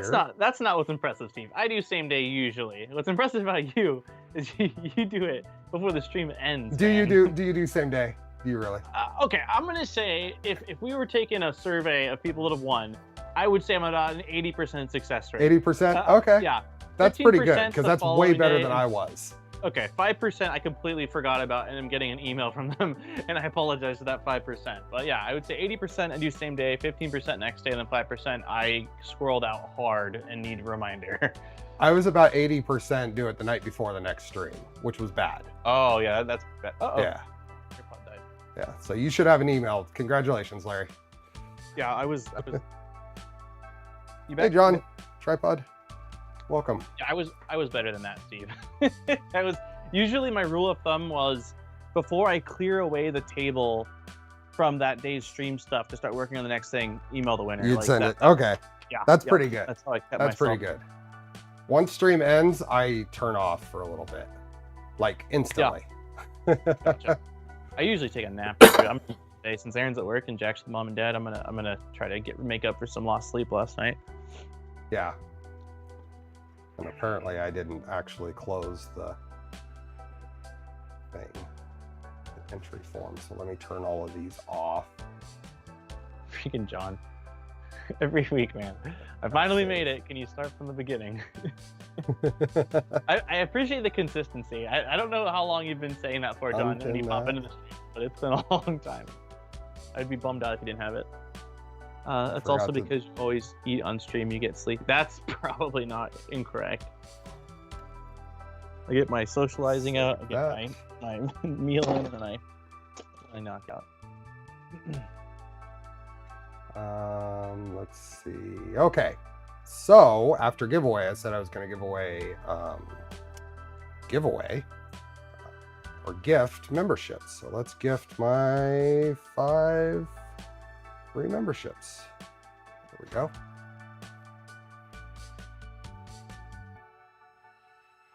TQ, Artemis, TQ, Artemis, Posy, and Keith. Oh, Keith. Keith. Man, I haven't heard from you in a long time. Now, is this one of those, it's going out to subscribers and you're not actually here? But if you're actually here, I am glad to see your name. Keith is a member of the Voron design team. But he's had a lot of, as many of us do, step away for a little while. Yeah. But I see a name there. Congrats, Matt. So, oh, we're we gonna wind down? I think so, man. This is our progress. I think this is pretty good progress. I am really pleased with the progress that we've made. I mean, we got 2 motors on, and the electronics bay is at least staged. It's at least staged, and I'm quite happy about that. Yeah. Yeah. My biggest wins for today was by far my JST sliding into the GPIOs. That was probably my happiest moment of today's stream. My biggest whoopsie from today's stream was trying to tension my Z belt by tensioning the wrong belt. So that was my high and my low, I think, from today's stream. Steve, highlights? Any low points from today's stream? My highlight was you trying to tension the wrong Z belt. Perfect. Perfect. I'm glad. I'm happy. I'm happy. I could do it. You know, oblige. I want to say hi to Hendrik. Hendrik is in chat here. Oh, cool. Electroplating Hendrik. My low? No lows. It's all good. No? What about when you pop the heat insert through twice in a row? Oh, that would be it. I had already blanked that out. Back to back. Okay. You blacked that out, yeah. Yeah. Let's see, Scott.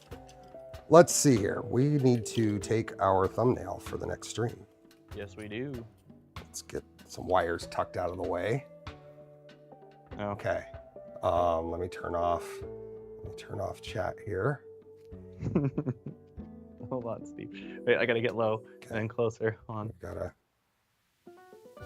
All right. I feel like. Oh wait. Oh, this has to be real far. Why does mine have what to is be... going on? Something ain't right. We are so far off from before.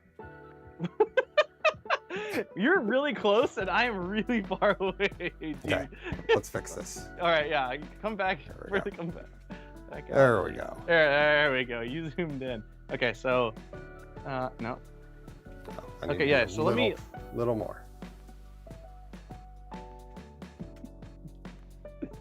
Hold on. Let me. There we go. That's right. Now, I'm in too deep. Wait, let me get lower. Hold on. There we go. That's pretty good. There we go. Oh, there was a spot there. I think there was a spot there. We were good. Okay.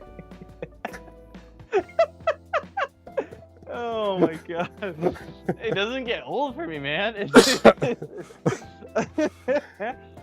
Oh my god. Yeah, I guess we didn't really see a lot of what we did, but that's okay. It's the Oh jeez. So we will be back at this on Wednesday on Daniel's channel, Modbot Army. It'll be at noon. Nope. Yeah. 11 a.m. Pacific Standard Time. Yeah. Noon your time. We will be doing more. Probably get the Y wired. Just the stepper. Just get this wire from dangling. Yep. And then we'll be working on the tool head. Yeah, which I'm very excited about. I mean, that's the last. Well, the bed too, but I feel like the tool head is like the last big, complex mechanical piece of this whole build. And once that's on, it's just sort of running wires, tensioning things, and then moving on to firmware after that. So I would love. I think we'll be able to get the full. My words today. What was it? There one is a PH. We'll get the tool head together. I need to model a tool head board mount. Yeah. I'll get that done. Probably I'll poke you. If I don't have. I've got tomorrow off too, so. Oh, sick. Okay. Yeah, if I don't have an STL from you by tomorrow, I'll be knocking on your door. Okay.